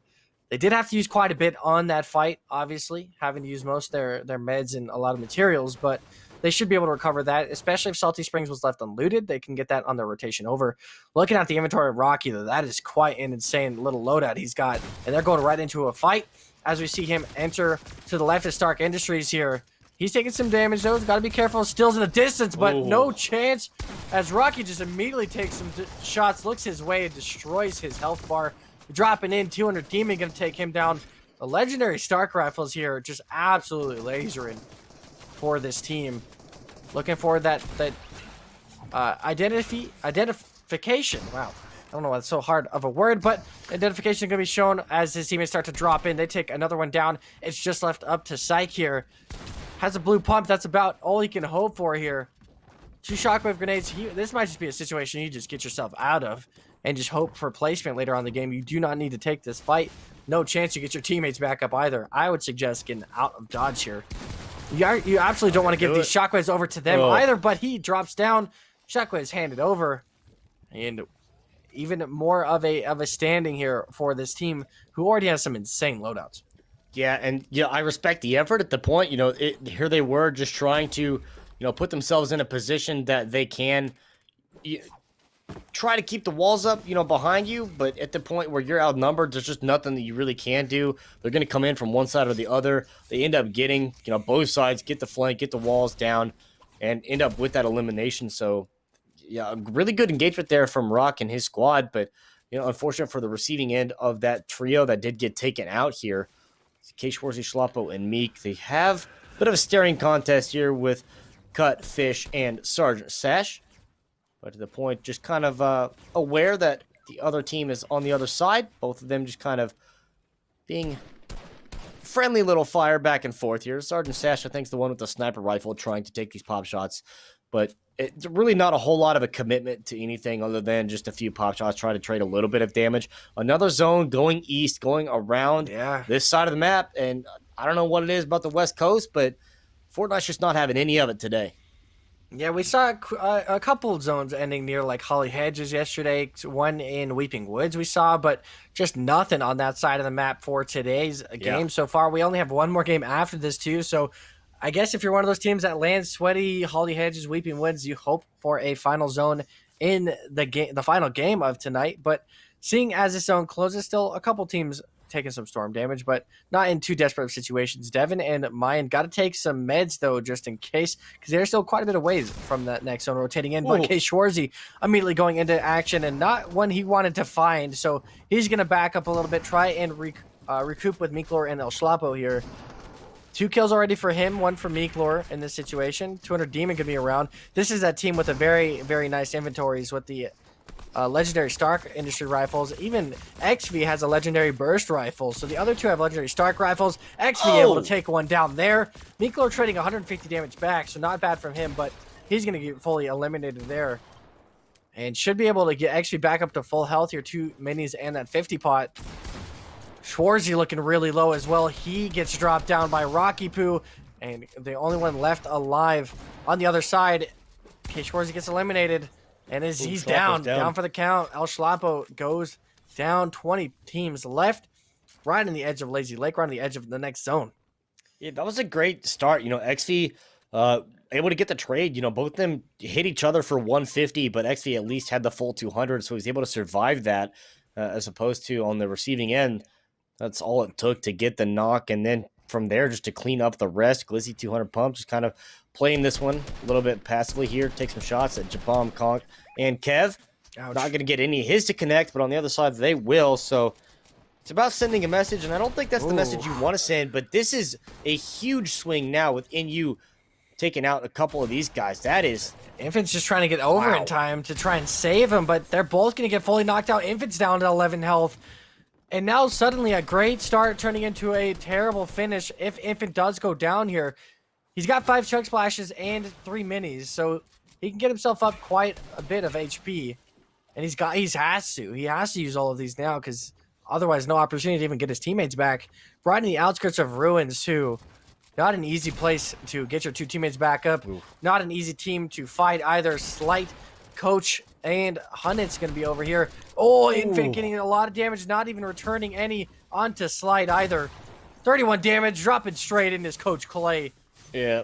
And that team is out. That's just a heartbreaker right there for a team that started so well. They just didn't waste any time. Now, Scarecrow Alec, what else is he going to do? He's always going to be the W key warrior. 200 Demon getting knocked out, but they immediately knocked down Alec in return. Looking at this XV, fight, the Bob hero. going down as well, so only one player on that team left alive. 200 Demon currently getting rezzed back up, and nothing to really come out of that fight too effectively. Scarecrow Alec able to jump in, W key, but not even get the full kill. Baby Carrot's already taking some damage. That's the last remaining player on that squad, so of course Rocky Poo's going to chase him down like a maniac. 8 kills already for this team. Full squad wipe will mean 9 once they take down this kill onto Baby Carrots. He did get that cone edit on the top, but not able to get the second edit through. Hellslayer gonna take a nice little bit of damage there as Who Die able to take a nice little wall replacement and take that away from him. Chunk Splash is being used to get some minor HP back up, but with how confident this team is, there's no chance they're able to go through without taking their lives away. Who Die trying to just chase out Hellslayer here. Just keep climbing up and up. LMG is going to be used to just take down everything that Hellslayer is putting up. Glizzy going to maybe use a Shockwave grenade here to try and get up to that top. But Shockwave's himself in a bad situation. Luckily enough, still on top of the mountain. But Oh! ouch! From downtown? Okay, Snipe Devin. coming in from Devin, and Glizzy's down for the count. Unsuspectingly, Hellslayer only has this 50 pot left in his grasp. And yeah, this is easy. I'm not sure why Who Die was thinking there, not to cover up that meds. And now Glizzy's going to end up dropping down, and then Who Die has 3 HP left, so he's just going to end up dropping down to the storm. Really awkward play from Who Die right there to not cover himself up. That's all he had to do was just cover that res. Instead, gets himself and his teammate killed. Yeah, and now, here in this position, I think this is the point. Yeah, smart. Put that wall back up to save Who Die, because you want that siphon. You don't want to give it to the other guys that are shooting at you, and you want all the resources you can get from that you claim what is rightfully yours. And what a great engagement, all starting just because of a random snipe from somewhere else, really helping them out. And XV right now is just going off. This squad, I don't know what happened between last game and this game, but they are not holding anything back. Yeah, not at all, as they keep on pushing forward, trying to find more teams as well. Pinging out another one there. Slight, Coach Clay, and Hunnits rotating through the river into the next zone. Another zone east of Stark, and closing on to that mountain area again once by Retail. But Coach Clay getting sniped, taking some decent damage off him, and he has no way to recover that. So put him in an awkward spot. Maya and John just going to make their way across. But now the Bush Wookiees come out and start this fight. Once again, Abyssco going to take a little bit of damage off of them now. You see Lasov just going straight through, able to get some damage, missing the first shotgun shot, hitting the second. Mayan going to drop completely down. A Rose going to be able to secure that kill onto him. John 2K trying to heal himself back up. Now a third party coming back in. That's XV and his squad as they try and come and collapse on this one. Abyssco's down. Suv and a Rose are together. Demon able to take down that kill and knock. A Rose trying to figure out where he's at currently, because everyone's just going straight in. The crash pads taking him right out. He's got to keep going, crash padding his way around. He gets sniped midair. XV taking those assault rifle shots onto him, making it an awkward fight. Rocky Poo, third party in this one again, so he takes down John. And what a terrible third party fight to be in. Yeah, it's just a crazy sequence of events right there. Eric going down, so just leaving Lasuv by himself. XC picking up another one. That's at least 11 or 12 eliminations for that squad. That not working out, trying to get away, but after spending all that time healing up, just one more over to XV. Rocky claiming that one. Now 14 eliminations for this trio here. 38 players left alive, and they are just gunning down everyone that they find. Devin, the one responsible for the snipe we saw earlier, and he's going to get gunned out. But here's the team you got to look out for. This is the team you got to watch, who had an incredible loadout last time. Impressively average loadout for this round. Yeah, not too bad, not too good at the same time, but they still have a bunch of mats. They already have 3 kills. They're top 13 already, so placement points are being secured point by point here. Looking at this team, though, 15 kills with 36 people in the game left. This could be a monstrous game. Like we were already talking about, their loadouts were insane leading into some of these fights, but to keep everybody alive, to keep all the meds still up, especially in Demon's inventory, they are looking pretty good here to keep getting a lot of points to get back on the top of the leaderboard in game number 5 here. Shafy's going to go down to control as he secures another kill. Harpoon going to be used to try and collect his loot that dropped down from his body. Ashland University in the distance, just recuperating up at the top. Dylan, Derpy, and Arrow taking some shots over at Harsh. Harsh not closing that gap too fast, so a little bit of damage being thrown his way. Same with Control, who lost quite a bit of health in some returning fire. Good start for them to be. They're still in a position where, they're relatively safe for the time being. The zone going over towards docks. You already see people on the elevation that are going to kind of be controlling here. Those teams that didn't make their way over there are going to be kind of gate-kept by these guys. Akron going to be losing one. Arrow, CK, and Derpy. You can't forget about them. They are still in the mix here after taking the dub last game. They are here to answer back. Akron, because they see they're down man. They're going to try to see if they can do something. What a flank. The collapse onto Derpy right there, but they weren't able to actually get the save, as they are just going to try and take down Amazon Kid. Dylan is actually just throwing him away so that he can get a secured kill in the corner away from everybody else. So they're obviously going to shake him down, see his teammates, and see where they can get the kills from. Fear goes down, though, and this is where that push comes in. These guys are confident now. 2 dead already. Dilly's by himself. He's just got to try and sneak his way around, try and live it long enough for placement, because his teammates are down for the count. 2 kills for this squad. Texas A&M not doing so hot in this game so far, but plenty of action still left to go. Yeah, 12 squads, 30 players here. Arrow, very healthy, his squad. Dilly Bar, though, he is struggling. He's got the main, he's got the chug splash, so he's going to heal back up, but now as all the players making their way in, you already see one squad that have inhabited part of Dirty Docks. They're already in one of those existing buildings, now trying to take over. But you see the other trio from Akron, Cut, Slash, and Flicks already on the high ground here where everybody's starting to make their move in.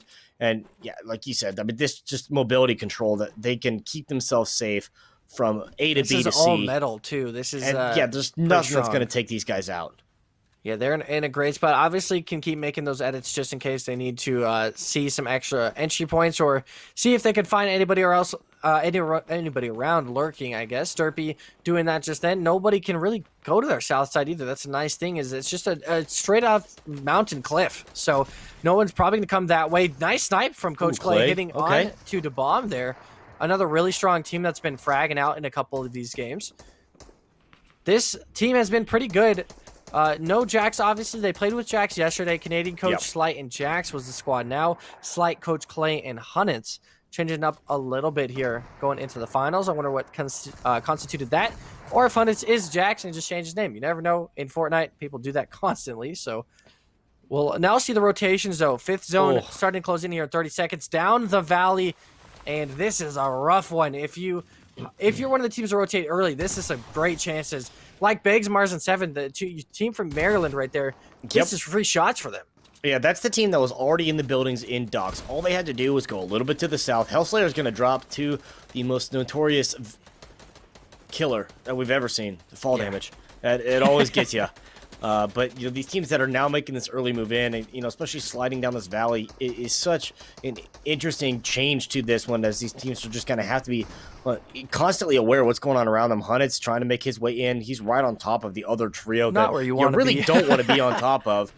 Slight might be trying to come down and help him out, so that it might be a fight that they try to engage on, and I don't know if they really want to, but you see everybody making their way down the hill here, trying to keep themselves safe. Well, Seven, Mars, and Beggs, they're just waiting this one out, just taking free fire down. They're trying to trade over there with Derpy and Dylan, as this is just complete chaos with everyone starting to stack up. 10 squads now. We've hit the top 10, 28 players. And this is just the free fire try to take out as many walls between everybody. They're going in. This is going to be interesting. They are trying to crash pad their way in. Everything going on. Hunnit's getting straight dropped by Harmony. Yeah. Not even giving him a chance to fire back. That is a legendary pump being chased and dropped out. So Harmony's going to get that on the confirmation. He obviously is going to see Slight there. They're going to take that elimination, see that shotgun pickup. That's a massive upgrade for Control there, as Harmony already has a purple one. So they all get the upgrades. 2 purples and a legendary pump in this squad now. Absolutely insane. The team from Maryland, 7 Mars and Beggs, previous round winners, trying to keep that height against Conkicks, who's just constantly pushing up against 7th here up at the top.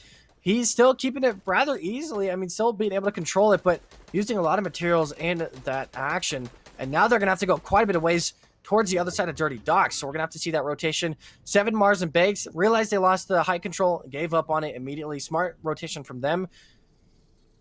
Ashland leading the charge there. River, Duke, and Scrub able to go up the mountain. This is actually a very important rotation from Ashland that could actually win them the game. Yeah, being able to get up there early is huge because now the fact of, we talked about this with the elevation changes, with the waterfalls down, they're just so important. You utilize Mars so is many down. resources. On the other side, though, you have to have the crash pads, these shockwave grenades to get back up these hills. And the fact that you're the first team that's going to be there is huge. As you said, Mars down and he's down and out. Clayton's going to be the one that claims that. But, with these teams all making their way back up the hillside, high ground, again, going to make itself so important. And with Ashland there, they're going to be the first ones there. They're going to be able the ones to claim the high side. Yeah. And fingers crossed they have enough materials to maintain, but they're not putting the cones down behind them, which is a little concerning. Yeah, it is a little concerning considering you don't have the extra advantage. Now you see River starting to put those up on the top, making sure they're safe. But yeah, this is what I was saying. This was game-winning potential rotate. Ouch, River. Ooh. Maybe not do that. As River almost kills himself on the drop and gets shot on the drop as well. Not exactly, I don't think, what he meant to do. But that's what I was saying earlier. On that rotation, this was game-winning because they have the first access at height. They have the first access at the zone. They can control and choose wherever they want to go. And that's exactly what they did. They're going to keep height here. Absolutely keep height here in comparison to everybody else. As we see Seven and Slight trying to take a battle back there, kind of stuck with each other. Arrow CK finds a knock on to Kev, who's been fragging out. Ashland dropping down a little bit, though, so they gave up a bit of their height advantage. Fish Flick, unfortunately, if he wasn't reloading, Fish Flick was dead right there. Yeah. But you're going to see XV dropping down, get straight eliminated from that drop. Derpy, Arrow, and Dylan back together once again. Beggs getting dropped down, so now it's just left to Seven. We already saw Beggs. Mars getting killed earlier on. What is that team up at top? It is still Ashland. So Scrub and River still up. Duke is either dead or somewhere in the mix down there. Couldn't see him in or around. So see how they are still able to control. Cut, unfortunately, going to go down to Jabom. Jabom getting immediately traded, though. They might be able to get Cut back up. That revive might take too long, though, so they might have to leave him in the dust. An important fight here once again. John Hopkins and Texas A&M. Back-to-back games. Maybe going back-to-back first and second places. We see 3 kills for Texas A&M as they all start to recover, trying to make sure everyone's back together. 20 builds here for Arrow, still pretty nice.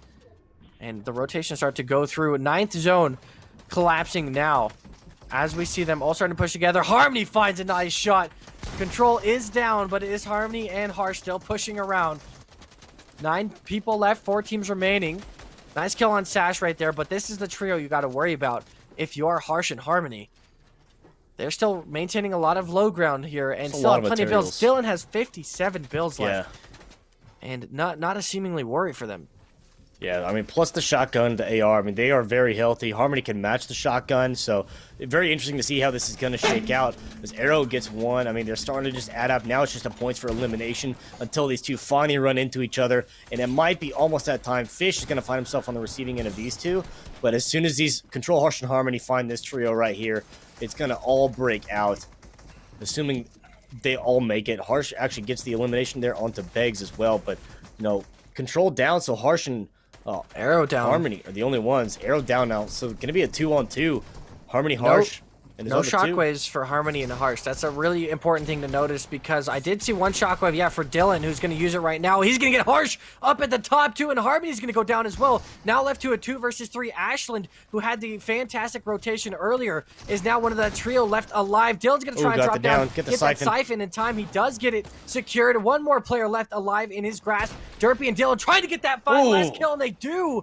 Somehow, Dylan and Derpy were able to recover that game, even with Arrow dropping down. 6-kill victory for them still. An impressive win from them.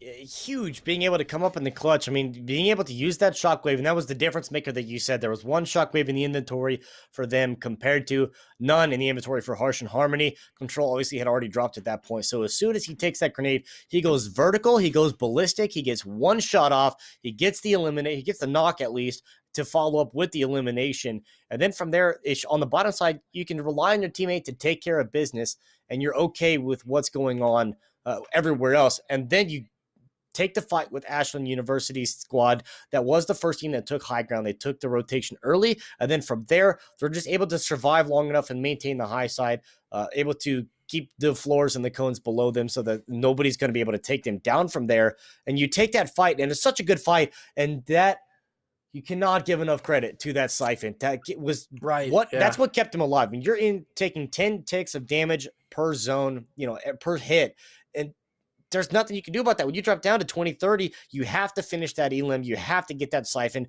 You put him back up to about 70 health, and then from there, he's able to get one more build off, one more angle to take out Scrub to come away with the victory. A just very well-rounded play to ensure that you get both of the last two squads to create your own advantages, win your firefights one-on-one, and you cannot give enough props and credit to that squad that just come away with the W. Yeah, I mean, seriously, an incredible performance from them. And obviously, still chasing John Hopkins, though. They still had a decent game right there, still had a decent amount of kills, still got top 5, I think. So everyone's still trying to chase that going into the last game. Of course, none of this would be without Xfinity, who is awesome partnership with Fortnite and being able to put this on. In gaming, you're only as fast as your connection. Xfinity delivers gamer-grade internet with reliably fast speeds for clutch moments and the fast Wi-Fi for your big exams. I know college students, it's about that time. Either took exams already or taking them right now. Not a great time for us, but getting amazing student offer with flexible options or watching and playing your favorite games. Get access to awesome perks as well, like a $150 prepaid card and no term contract. Simple, easy, and awesome. Visit xfinity.com/student to learn more about that. But one more game tonight, ladies and gentlemen. We are going to get to that shortly. We're going to take a quick break, and it'll be in the last one.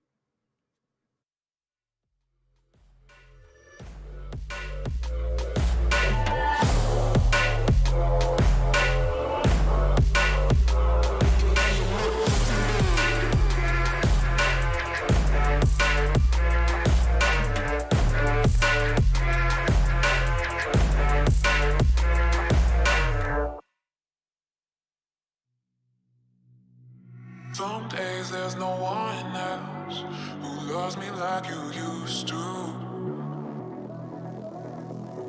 Some days I'm not myself. There's no one I can turn to.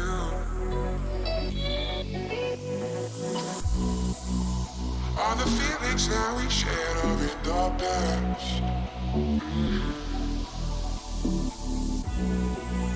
Your relationships are never meant to last.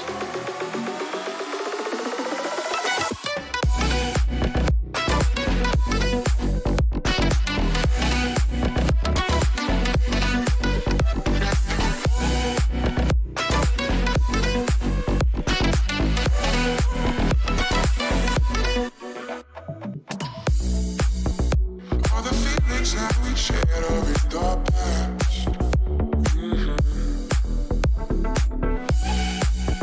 Your relationships are never meant to last. It might take some time, but I'll be alright. I'm moving on. I know times are tough, but I've had enough. I'm moving on.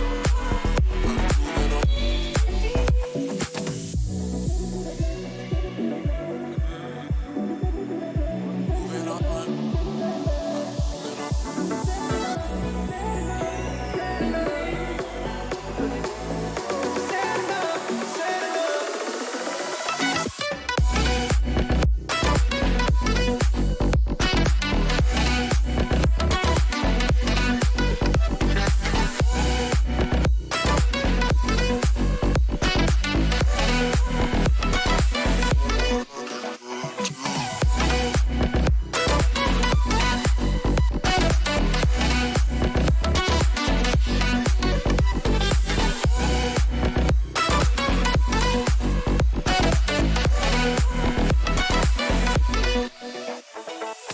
Won't you take me to that place? Take me to that place. Won't you take me to that place? Won't you take me to that place? Won't you take me there, man? Because you said enough, you said enough, you said enough. Because you said enough, you said enough. I like you, but it's not okay. Whatever, can I walk away? Oh yeah. Can still see your face, so tell me what to do, 'cause I can't find a way. Baby, please just tell me if I'm, tell me if I'm, tell me if I'm fine. Tell me if I'm, tell me if I'm, tell me if I'm, baby, please just tell me if I'm fine.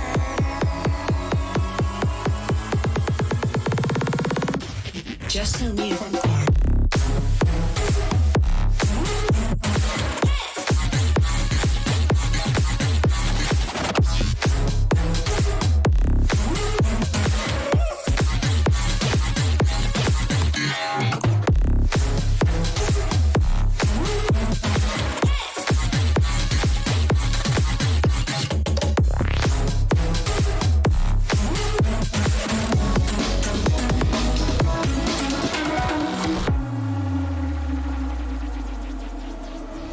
I like you, but it's not okay.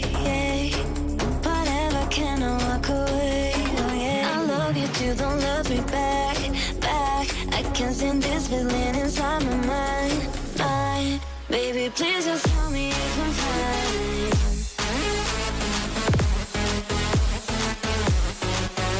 Please just tell me if I'm fine.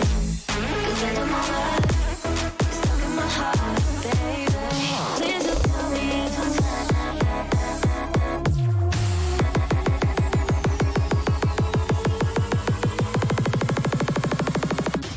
Just so new from Farm.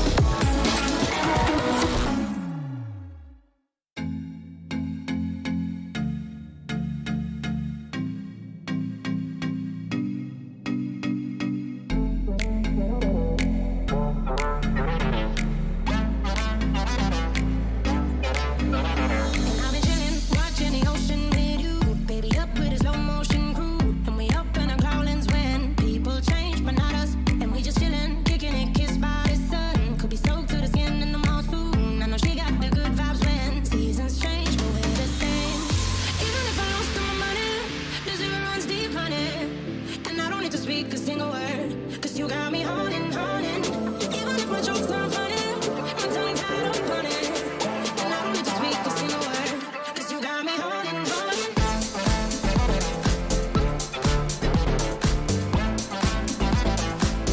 'Cause you got me haunting, haunting.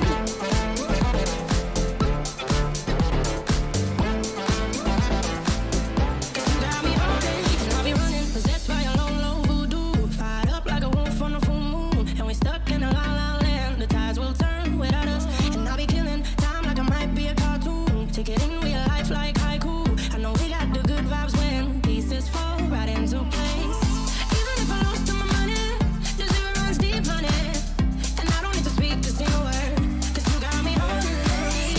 Even if my jokes aren't funny, my tongue tied up on it. And I don't need to speak a single word, 'cause you got me haunting, haunting.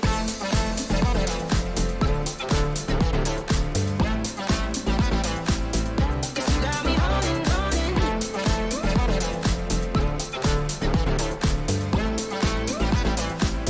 'Cause you got me haunting. Even if I lost all my money, the zero runs deep, honey. And I don't need to speak a single word, 'cause you got me haunting, haunting. Even if my jokes aren't funny, my tongue tied up on it.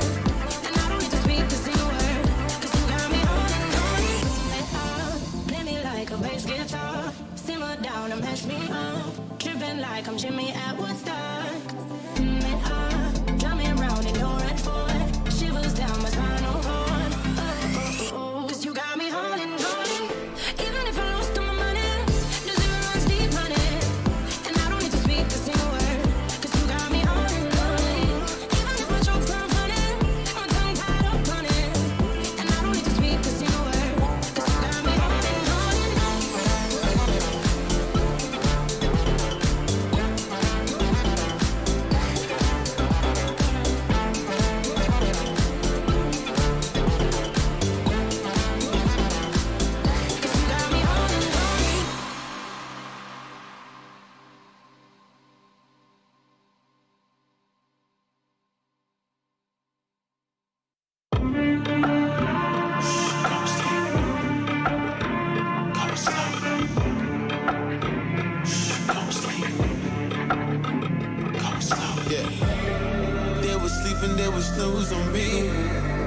dreaming about what food to eat.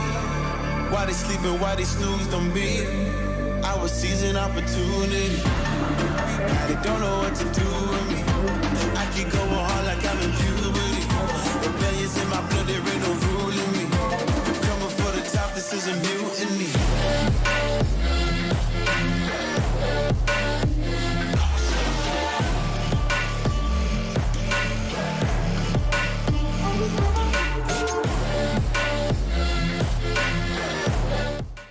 Welcome back, everyone, to Autumn Anarchy, presented by Xfinity. My name, of course, Troy Welling. Next to me, Trevor Confused Caribou McNeil, and we're back for the last game of the finals for this $10,000 collegiate tournament.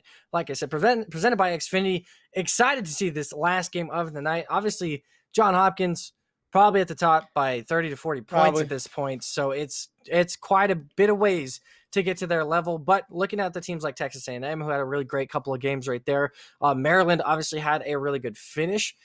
Just couldn't quite get everyone back together. And then Ashland obviously had great zone control in that late game and was able to still edge out on the second place. So really important finish from Ashland too to try and get in one of those top spots. Yeah, and they were doing very well with that. I mean, they had the high ground. They made the early rotation. They put themselves in prime real estate to be able to come away with the victory. Unfortunately, just too little too late, ran out of resources that they could not maintain the high ground, ended up losing it.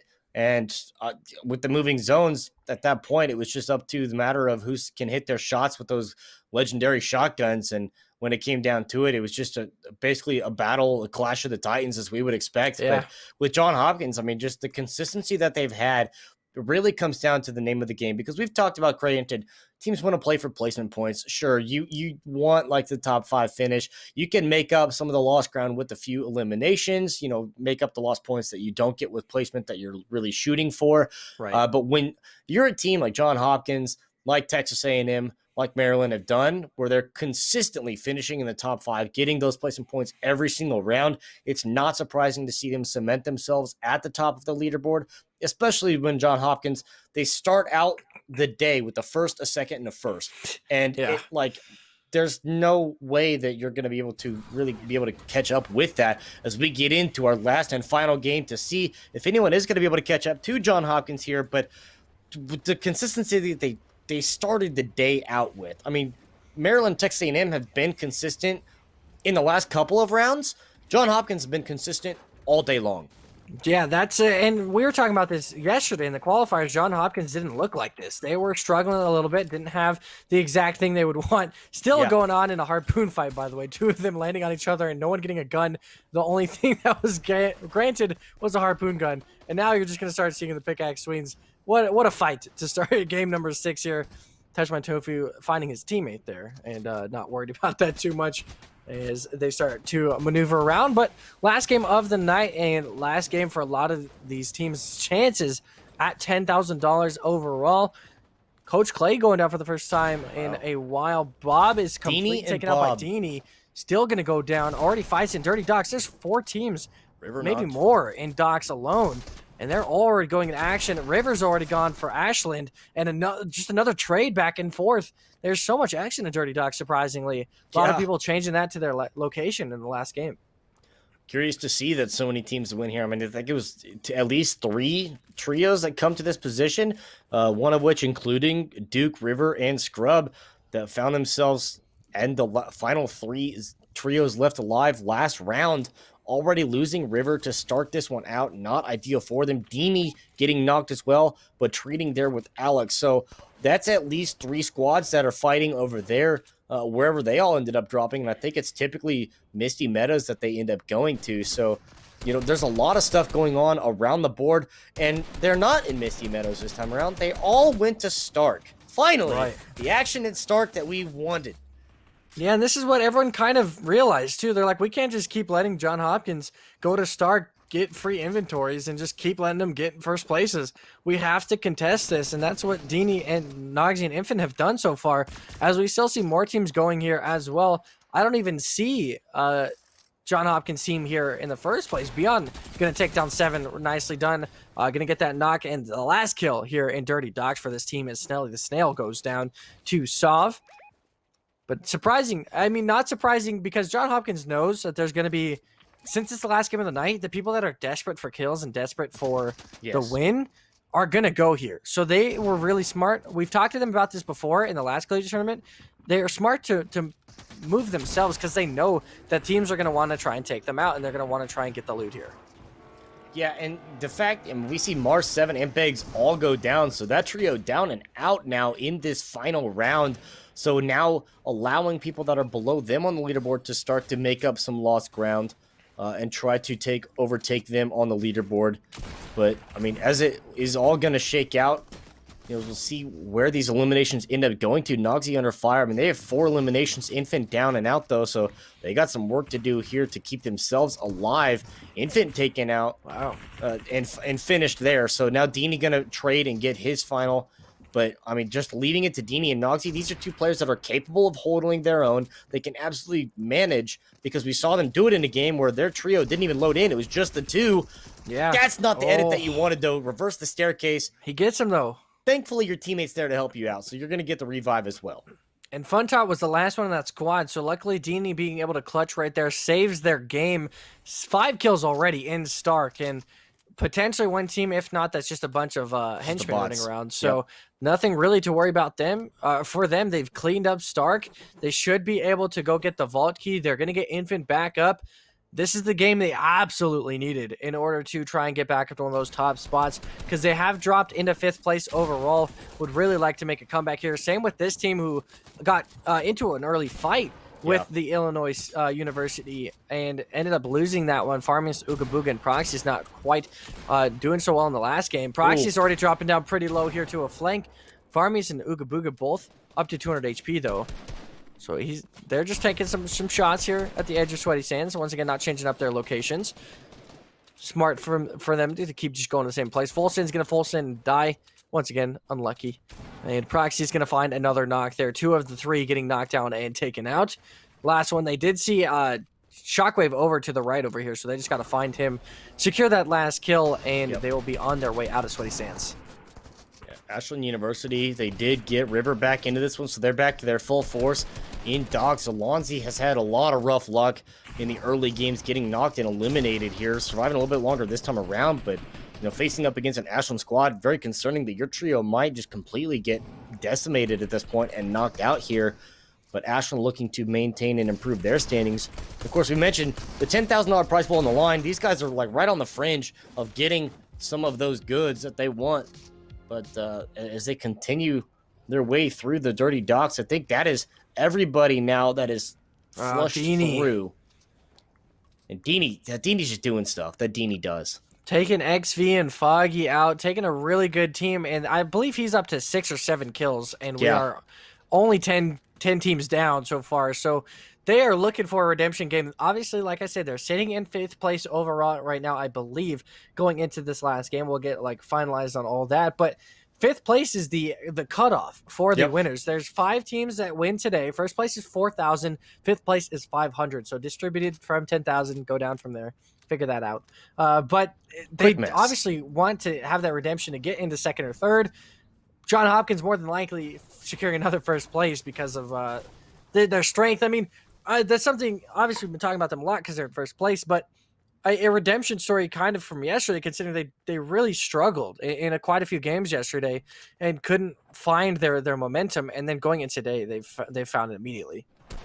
Yeah, to the point yesterday, it just, you know, they have the ability to just kind of sit back and just kind of wait it out because they don't have to, you know, they know that they're going to qualify here. This is going to be interesting engagement on this side where this trio right here between Kev, Jabam, and Conk were actually doing really well a couple of games ago. Now finding himself in engagement here with Proxius, Ooga Booga, and Farmius. Farmius got pretty low down there. He was able to heal back up. He's on the ground level, though. His teammate's on the high side. Able to now start to trade back a little bit. You see little utility in there. If he really wants to, he could start to light some things on fire. And I think that's going to be his play that he's going to try to do. But what a shot. Ooga Booga taking that snipe onto him, and Jabam only with 3 HP. Luckily enough, going to stop the aggressive push coming out from Farmis. So at least going to be able to stop for now, but still rough to have a teammate down like that, and they're going to play the aggression. Nice edit coming out from Jabam right there to get a little bit of damage. Baby Carrots knocking himself down, unfortunately. Jabam going to use his only shockwave grenade left to try and get back up to the top. Ooga Booga did take down Takev by himself, so they are going to finalize that kill. Ooga Booga still left with 200 HP, though. Crash Pad going to come through, take down some of the build. Jabam going to drop down. Proxy's getting knocked down and finished here by Jabam. That Siphon's going to go over his way. Concake's going to try and heal himself back up. Going to use that Bandage Bazooka as soon as he picks it up. Try and get himself back up to a normal amount of HP. And you without Coach Clay, Slight, and Hunnit still pushing forward. Finally, a Western Zone. There we the go. first time in 6 games. Baby Carrots gets fully knocked out, unfortunately. Obviously knocked himself out and completely out. Jabam gets knocked as soon as he shockwaves, but Concake's going to return the favor onto Farmius. Concake's going straight in, hits the 96, but both of them are still alive. Ooga Booga barely edging that one out. Going to get both Siphons there as well, so he's going to get back up 200 HP. Infantini and Nogzy with 8 kills already. Going up against Sash, Flicks, and Cut here. See if they're going to be able to find an angle. Get a little trade. He's got that legendary Booga's burst. out. Ooga Booga down. You're right. Clayton comes in, which means Farmy's down as well. So see if they're going to be able to push this out. Picking up Tenor. And this is Flicks getting a knock onto Infant and the full Elim now. So interesting on that side, on that front, to where that fight's going to go, because that'll be an interesting one to see how it shakes out for the late game, obviously with implications of actual final placement in there. But this is another team that has kind of been playing spoiler a lot. They've actually been able to take a couple of picks off of those teams that are consistently finding themselves in the late game scenarios. And if you get yourself to a position and you only have 2 of them, well, Tenor, Harb, and Clayton are typically ones responsible for it. Right, yeah, they're usually the ones that are taking down the great players, especially like we've seen with John Hopkins. That's the people that have taken him down the most, I think. AeroCK able to find a knock, though, as Broward does go down and out. Hellslayer and Flaco just up at the top here, trying to figure out what they can do to get this fight back in their favor. Harmony going to find a knock as well. Flaco's going to be able to get them back up to the top. Chuck Splash is going to go through. Drippy's going to knock himself out as well, and people are starting to rotate down south. Weeping Woods finished maybe once again. Slurpy Swamp going to be right on the edge of that as well. Only 2 teams and a third solo down at the south side of this drop, of this zone. So if you're one of those teams, not looking too bad for placement. Flacco's immediately going to go in, but 150 on top of him. He's going to return that. Dylan's going to drop down. AeroCK still left alive, though. Flacco by himself, 57 HP, trying to see what he can do in this scenario. And there's the Akron team coming to third part of this one. AeroCK going to get the confirmed kill on the Hellslayer. He's got 4 crash pads. If he really wants to get out, he can bounce her and get his way out. Slight just getting saved by a tree there was Flacco in the distance in Weeping Woods. But sniper shot still going through, barely missing once again. Slight's just going to take the zip line out. No scope. Do it for the Vine. Do it for the culture. Yeah. Not going to give us the satisfaction this time around, but making their move over, keeping a lot of attention here in the woods. Flacco is going to start to take these pads out, get his rotation on, and see if he's going to be able to survive. Of course, the last remaining of his trio, and just at this point playing for as many points as you possibly can. But you see the Bush Wookiees, they are primed and ready. This is the same Bush Wookiee team, too. They love this strategy. I'm always an advocate fan of being able to sit in bushes and wait it out. I think the very first time I played a BR was H1Z1 back in the day, and I think I won my first game because I sat in a bush the entire game and got zone every time, and then just ran out and shot the last guy with a shotgun. And I was like, oh my god, I did it. And the greatest so player I used to be bad at games, but we've recovered. Bush Wookiees is the meta. It's the move. Yeah. Because it's obvious you can obviously see out of bushes really easily in Fortnite too, and people can't see into them as easily. So it's actually not a terrible strat. We'll see if it works out for them. Sam is by himself and Slurpee. No teammates, no meds besides floppers, which aren't going to help him now. And he's by himself, hoping for the best for his team. Cross able to survive as long as you possibly can. Fear down for Akron here. They got Dilly Bar, an amazing kid, Amazon kid. Amazing kid. Something. One of them. Yeah. These 2 left alive here. They're just kind of posted up. Now we wait to see kind of where this third zone is going to end up going, because that's really going to dictate where a lot of attention is paid for these players as we move in. And it is going to start to centralize more into the Weeping Woods. So a lot of trees, a lot of resources here. Granted, a lot of it being wood, so pretty easy to take down once these builds do go up. But at the same point, a lot of something that you can add to, because we know how important resources are to maintain high ground. And if you have a bunch of trees next to you, well, this is just making sure that you can pretty much max out on everything that you got. Yeah, you gotta be able to constantly go, especially going later in the game. You need to maximize and minimize all your efforts and try and keep everything to its pace. That's obviously a really important thing to do. We'll see if these teams can do that. Clayton almost at max materials, only missing out on wood. Like you said, wood's, the name can say it itself. It's the easiest resource to use. Obviously, can get burned down or get taken out the fastest, but it is pretty replenishable here in Weeping Woods, so it's not too much of a concern. That Firefly jar sitting right there, perfect for the same scenario. Yep. To burn other people who think the same, that they can just keep building around with wood, burn all their stuff down, and move on into that fight. Shash, Cut, and Flicks just sitting out waiting in Weeping Woods as the rest of the team start to rotate in. Tinder's trying to find some snipes. This team not going too crazy here, but their build is starting to burn down, so they immediately have to resort to moving out. California Fires once again hitting, as we see Too soon. And even the trees going down. Clayton, Tinner, and Harb do make the rotation. Luckily enough, not able to take any damage on the rotation.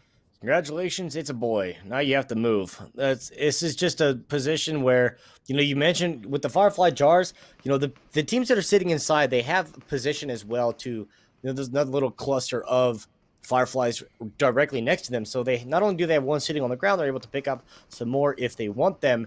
And then just to be able to utilize that to get rid of a lot of the structure. But granted, people smarter than that going to start building out of something that's not wood. So they kind of slow down a little bit here. But, this trio now, they have moved up here. They have built their house out of bricks. No matter how much huffing and puffing, it will not blow down. And now looking for I had a the feeling next that was move. coming. Looking for the next play. Of course it was. As soon as you We always heard me finish talk each about other's. sandwiches. There you go. Nice. You were supposed to say something too. That's not really how that works. But we do see Ashton once again in a height advantage kind of situation. River Duke and Scrub sitting up at the top of Weeping Woods. We see 20 seconds rotating on this fourth zone, not last zone. 16 teams left, 41 players remaining. So quite a few teams missing out on some players, but can still recover that. We've seen duos and solos even win before in trios tournaments. So not too bad for them. Harb getting his editing skills on, trying to pass the time. Waiting for this next zone to see where they got to go. As we see, this is a nice little mountain for the Akron team in Fish, Sash, and Cut, as well as Jimsy, Cheeks, and Nikono, who are also sitting right above them. I always found it so interesting that teams like to just sit Just below stack up. and on top of each other. Yeah, it's so funny. Yeah. It's like you could totally just try and drop someone down, but they're totally just content with being like, hey, I acknowledge you're there. Will you acknowledge we are here? Let's just shoot other people that are rotating in. You see that next zone, though, zone number 4. Alec. Everyone are going to start going in. Yeah, Scarecrow Alec once again by himself, and literally by Where's Timmy? himself as he tries to get his forward. Sam as well. No Timmy, it looks like, Timmy this unfortunately. time. But everyone's starting to rotate in. Most teams already in, which is pretty nice for a lot of these teams, not having Yeah. to worry about that constant rotation. Yeah, you see Alec, that lone purple arrow over there making his way in. You see NRG Sam, the blue arrow off to the right side of the screen. Players starting to make their moves. But yeah, the team's just stacked up on top of this hillside as pretty safe positioning for a lot of them. And Ashland here is the team that is fighting to move up the leaderboard right now. Scrub with 5 elims to his name. They're able to get River back once again. So moving into really critical time where you're getting these placement points. Everyone now that's left alive getting at least 2 points for placement here. Of course, 1 point per. Sam is the one that is just hiding out in the bush for now because you just don't want to expose yourself. Alec did make himself into the zone, built himself a nice little stone hut by the river. Better than living in a van down by the river, but Alec is still here. He's still relevant, and he's trying to cause some chaos here for the leaderboard. Yeah, we'll see if he can cause some chaos. We also got to keep an eye out for Texas A&M down there. Dylan Derpy and Arrow CK sitting right at the bottom of that mountain. You also saw Deanie and his teammates still left alive down at the bottom. They're obviously missing out on their third. Nogsy, that's completely blank my mind. But Deanie and Nogsy missing out on their third, but still pushing. Scarecrow Alec by himself, obviously one of the solos left in the tournament, trying to just see what he can get for his teammates, see if he can get them to top 5 somehow with some insane placement points or a win or 10 kills on top of that. Looking for a lot out of him for this one. But Flacco actually, going it was just him with 50 health left, actually able to get his full team back up, and they're all pushing forward now. So pretty good game for them. The only issue I see right there is Harsh, Control, and Harmony still up in full strength, and no one contesting them. Almost a guaranteed first place for them at this point. Yeah. And the Woods still on fire on the backside. Of course, all that now lost to the zone, so not too real worrisome about trying to maintain those resources. Sam now finally making his way in and finding himself under a lot of fire because you have the attention of two squads here. Hey, welcome to the zone, and well, have a nice trip going the other way. Is you had Arrow, Derpy, and Dylan waiting for you on one side, and another trio taking fire at you from the other. So with these squads now making their way in, Harsh, Harmony, and Control all just getting launched, and they are on the front doorstep of 3 teams right now. Let's see if they can regroup here and start to take these fights one by one. A Rose right there doesn't have a lot of health to work with here, so he's on death's doorstep, but you see this trio now under a little bit of fire. Only 1 elimination. Not that they really need it, because as we did mention, the commanding lead that this trio has, they just needed like 2 or 3 okay games. Yeah. Like, they don't have to do anything. They're just here getting placement points, and that's about the beginning and end of it. Yeah, the only issue right now is they're next to the number 2 team, Texas A&M. Dylan, Derpy, and Arrow CK are right next to them on their rotation. So that's the only thing they got to worry about as far as their next rotation goes to zone number 6. We'll see if they can avoid out onto any fights. Looking at the overview of everybody, couple teams on each side of the river. And this next zone obviously taking more favor towards that north side of the river. Most of it actually in the river. So some people are going to have to start building their way over. Harsh still has a shockwave grenade, like we've stressed so much. If you can get shockwave grenades going in the late game, they are so important. Arrow CK, Derpy, and Dylan looks like they actually changed their rotation up, so got a little bit away from a decent bit of people. But Harb, Clayton, and 10 are still sitting around, causing some commotion. Alex still left alive too, trying his best here as a solo. Still has got a great inventory as a solo. Things are on fire around him. They definitely are on fire, and his whole world is collapsing as he's by himself once again. Akron team missing out on Fear as they have Dilly Bar and Amazon Kids still pushing on forward. Devin and Mayan pushing on as well. I haven't given credit to that Akron squad, but what a name, Dilly Bar. Just a shout out to that. Agreed. Dilly Bars are so good. And we that's just been the silent thing in the room we haven't talked about, but yeah, I saw his name. I was like, yeah, I love that. But I never yeah, you're right. I just everyone liked that. Everyone acknowledged it. Everyone liked that. And everyone is pushing in game number 6 here as we start to see Dylan, Derpy, and Arrow on their rotation. We know their tunnels are very, very good. Obviously, one of the teams that know how to play the end games very well. You can see them pushing on forward. Now, still so many mats, at least in Arrow's inventories, 800 plus, 900 almost. 88 builds in total for himself, and obviously his 2 teammates still have a ways to go for him. Derpy sitting at the back of their tunnel, though. Interesting, trying to see maybe if people advance themselves in. He's actually just taking shots and taking kills as he secures himself another kill on a Bisco right there. I thought he was just sitting in the back watching, but he's still secured stuff. He got a kill on an Amazon Kid as well.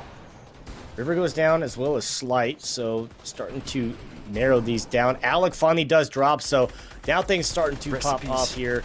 River does get full eliminated there as well as Slight. Glizzy gets knocked here. Jordan gets a knock on himself as well, but this is just absolute chaos here where these 3 are just unloading.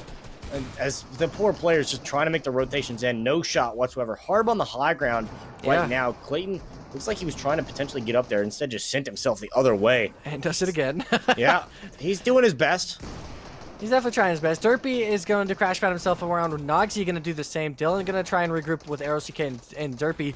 That's super important. That rotation right there just shows me how well in communication those 3 are at Texas A&M, because immediately through all that chaos, we're immediately able to find each other once again, and all separately crash padded or shockwave themselves over, and we're still able to regroup. So really impressive showing. Scrub's going to go straight down, and the person next to him as well. Sash going to get dropped by Spec too. Harsh, Control still alive. I don't see Harmony anywhere, but Harsh and Control. Yeah, there's Harmony. Never mind. All 3 of them still pushing forward. Duke still here for Ashland. Only 1 player up at the top holding down the height advantage. Not something we normally see, but currently controlling that. Flacco by himself now. Both of his teammates once again drop down. 10 are going to get dropped by Nogsy as they still look to try and push in their advantage. Illinois University. Harb taking down Hunnits. Dylan going to take down Nogsy. So Nogsy down for the count. I think Deanon Dini already died too, so Yeah. that is a final placement for them. Flacco still pushing alive as a solo, though, doing a really nice job to secure his team some points here. Clayton gonna get he dropped needs to a siphon. Harmony, and he's got 15 health. He's got 2 ticks left. He needs that kill. Does not find it. Harb is gonna instead find it. 4 teams left, 8 players. Dylan gonna find that kill onto Harb. You can see what kind of teams are left. Ashland's still pushing. All 3 of Texas A&M still left alive. This could actually be an important game for them, but the only issue is that Control Harsh and Harmony of one of the other 2 teams and cuts by himself. 2 trios, the top 2 teams, back at it again. There's one solo in the way of all 3 of them. But besides that, you have Harsh Control and Harmony versus Dylan, Derpy, and Arrow CK. The top 2 teams in the tournament battling it out once again for another first place. Cut's going to go all the way down. It is now time for the final battle of game number 6. The top 2 teams in the tournament, Texas A&M and John Hopkins, going back at it once again. A nice 100 hit by Dylan right there. Control going to try and avoid out. Nice edit coming back from Dylan. You aren't seeing nobody drop just yet. Control dropping 6 HP and crash padded out. So he's going to get knocked. Harmony taking some damage. Dylan trying to do whatever he can to get that shot off. Doesn't find it, but Arrow CK off the jump. From the top rope. From the top rope. Elbow down. 15 kills for Texas A&M and another win to finish off game number 6. I don't know if it's enough because the team in second was John Hopkins, but what a fantastic finish. The top 2 teams in the tournament. That's everything that you want if Absolutely. you are Texas A&M's team. That's a phenomenal finish, but the problem with it is you played so well in the last 3 games, but the first 3 games belong to John Hopkins' team. So there's just nothing that could be done about just how far you're behind on the standings, as it were. But a great showing from them, a phenomenal end game right there, getting the full 3-on-3. You couldn't ask for anything better. First and second place, duking it out right there. And you just got to imagine, if that's how Derpy, Arrow, and Dylan played all day long, then that fight right there has so much more implication. They get all 3 eliminations, only losing one of their teammates in the process, and able to find the angle. They ran out of mats at the end, but Arrow was able to, from the top side, come down and help his teammate out in the final 2-on-1. Phenomenal showing, phenomenal victory for them. 15 eliminations as well, so a 29-point round. Absolutely expect them to be in second place. I still expect John Hopkins to be on place overall. But when you get into third, things start to get a little more interesting because of just how we saw these teams kind of falling out a little bit earlier and not getting themselves all the way to the end.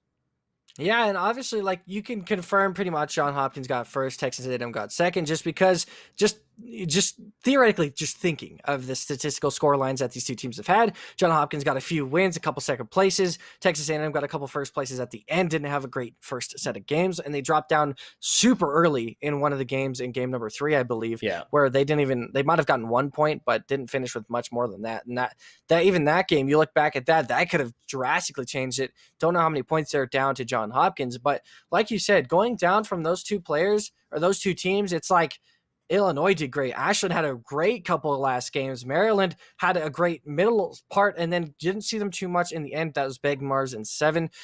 Kind of lost track of them towards the end. Obviously, even Akron, the Fish Flicks Cut and Sash team, they got third place in that game as well. So they had some good placement points pushing onto that top 5, but it's still a very, very interesting to see how the top 5 does pan out. Obviously, if you're new to the stream or it's your first time watching, obviously it's the end of it. Now that's the game number 6 done and dusted. Welcome to the end of the show.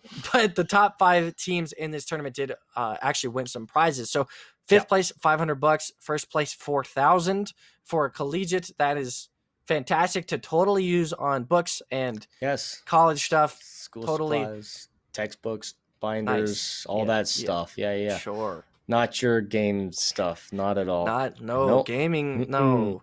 We don't have time for that. It's exam season, okay? Make sure you're studying. You buy yourself a coffee or something, because I'm sure that these guys need the caffeine and energy just after watching just how fast they're playing. They definitely need some more energy boost with this. But a huge congratulations to all the teams that did qualify here for this. Granted, yesterday was the qualifiers. We took the top 32 teams here into today's finals to contest for that $10,000 prize pool. Of course, we have to give another huge shout out to Xfinity for helping us put this on. A great tournament once again, and a lot of these names that we have started to see circulate become very common names in competition and start to see themselves at the top of the leaderboards for these collegiate tournaments and scholastic events. very consistently, which is, good for them and the rights that, Right. they have something that they can always just kind of rely on to earn a little spending money if they want a little pocket change and look good doing it, because just the phenomenal performance that these guys put on time and time again, and just, how well they play. And it's not even just John Hopkins' team. It's just, there's a lot of these squads that come in, and sometimes the 50-50 just doesn't go your way. Even the best players have an off day, but just a great performance, a great competition here from front to back, top to bottom. And I have nothing to complain about. Right, just absolutely phenomenal performances. Awesome to see the collegiate scene sparking and shining like this. But we have the final winners for tonight's event. Let's take a look at who ended up winning. Of course, it was John Hopkins University. Control, Harmony, and Hash taken first. Texas A&M Derpy is fishing. Twitch, Arrow, CK, Dylan in second and third. Ashland University with a fantastic last couple of games gets them into that third place slot.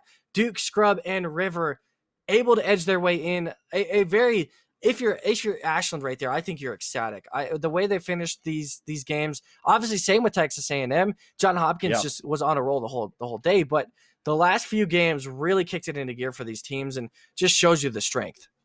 Yeah, A&M did really well to close that gap, because at a point it was almost pushing a 40-point gap between first and second, and then able to really step up. The problem with it was John Hopkins continued to finish in a top 5 position and basically match their points because of placement and eliminations. But good for A&M to really step up there in the last couple of games, especially good for Ashland to do the exact same thing. The last 2-3 rounds, they absolutely came in clutch. They got themselves in position to get a top 3 finish for both the last 2 games and take a few names as well to get the eliminations for themselves. So being able to edge out 4th place, a 6-point advantage over that, little extra pocket money. So not going to complain about that one at all. And, just a great performance from them, because, where it was a little bit slower, John Hopkins, all they had to do after starting out today with 2 first place and a second place, game 1, 2, 3 in order, all they had to do was pretty much coast from there. And, it wasn't just that they were getting wins, they were getting